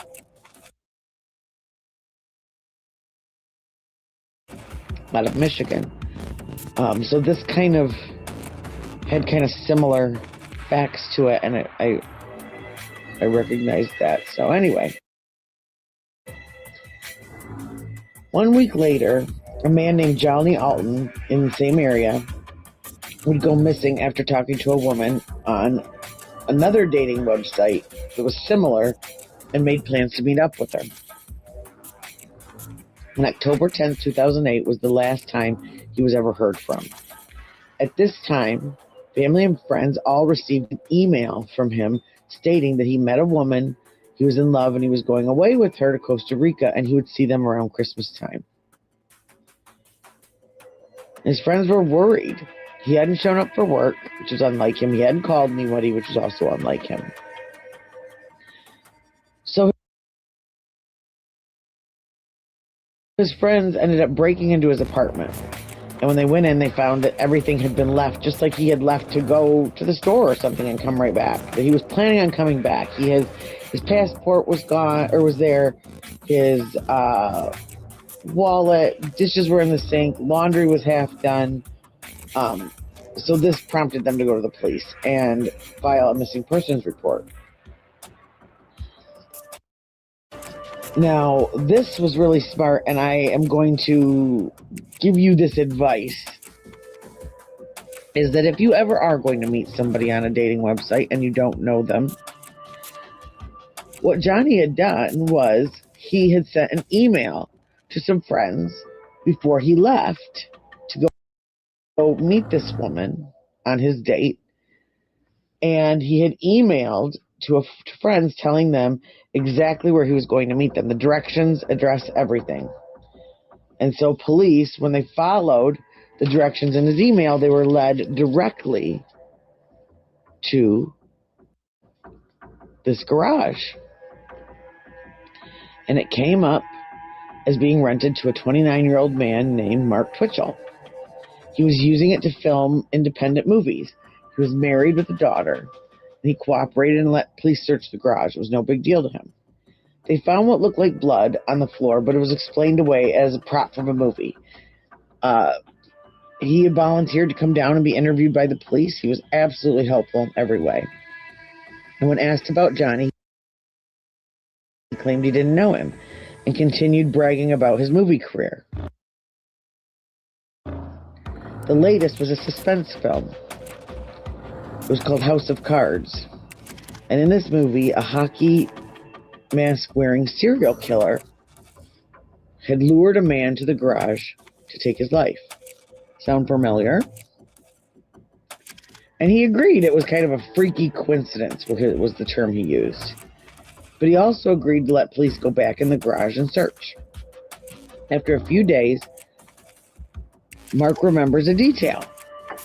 And he calls and he said, I did buy this red car off of this guy. Now let me rewind a little bit. As one of the things that was also missing along with Johnny was his red Mazda.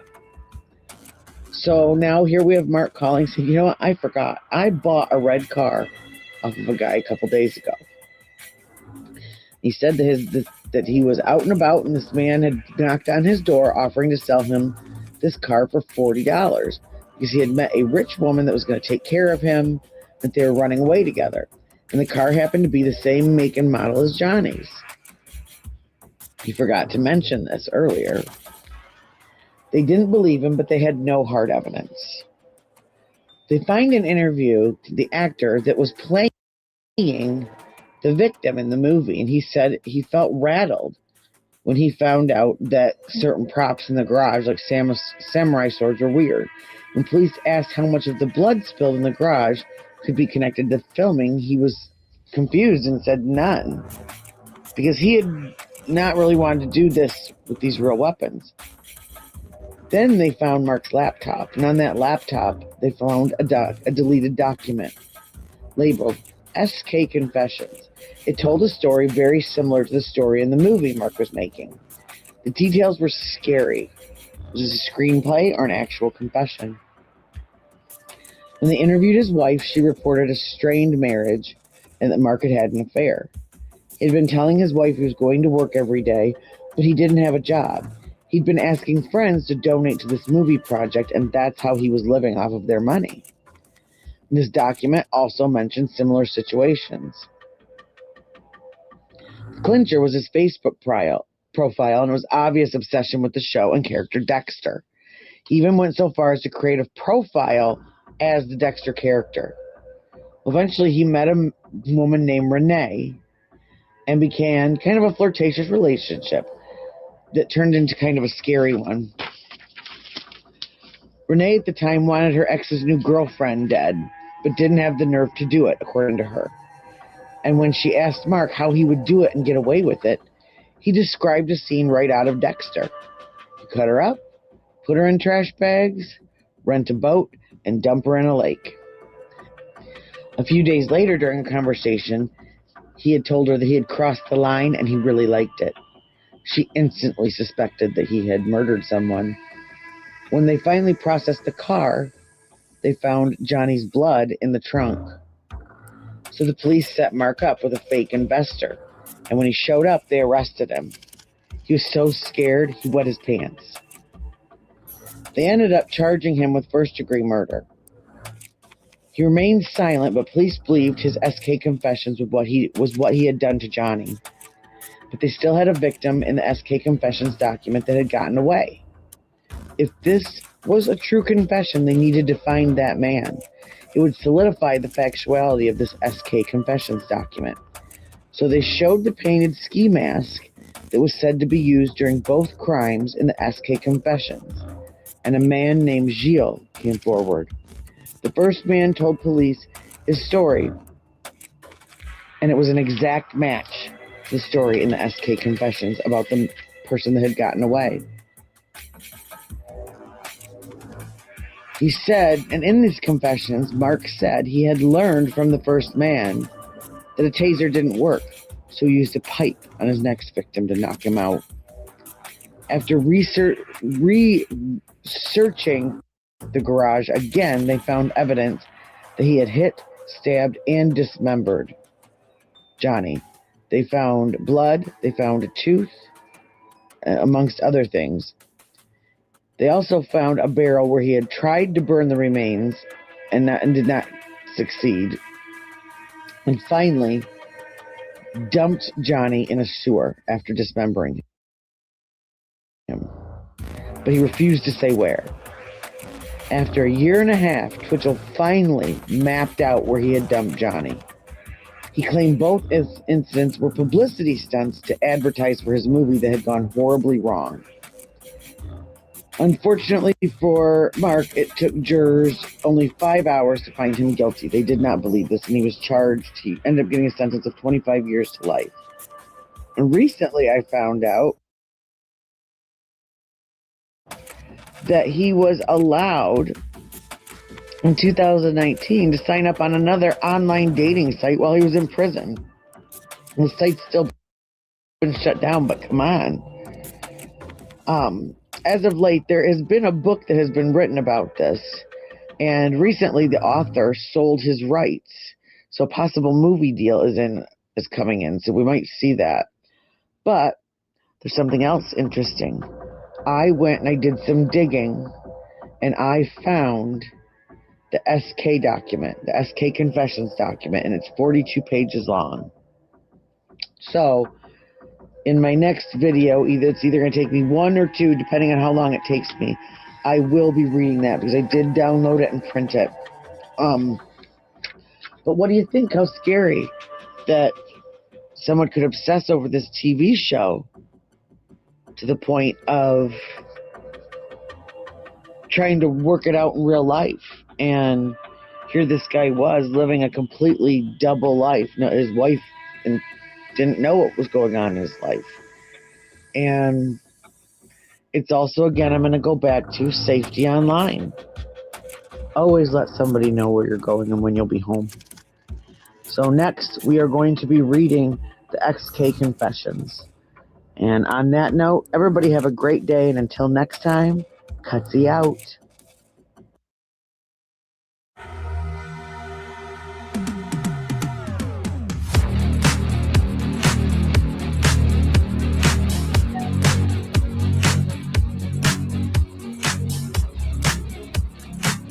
Boop. So, all right. So let me double check.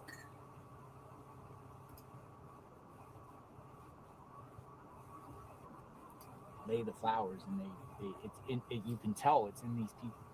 Everyone's heart. Do a double check real quick. When they drop flowers, I've seen people cry. I've seen people pray. Of course, they take pictures afterward, and I would do the same thing, and I did the same thing when I laid flowers. But people care, and people have traveled distances just to lay flowers. The couple I was just speaking to the right side, the biker guy with the gun, him and his wife.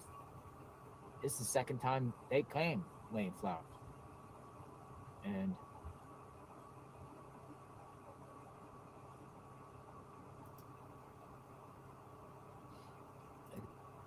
I don't know. I truly believe that people care. I don't think that generally that people are doing anything to try and harm anybody or anything like that. They just care and they want to help. And now there's one thing before I go that I want to show, and it has nothing to do with true crime, but it has made me crave nachos, and we are going to have to do this pretty soon because this is pretty cool. So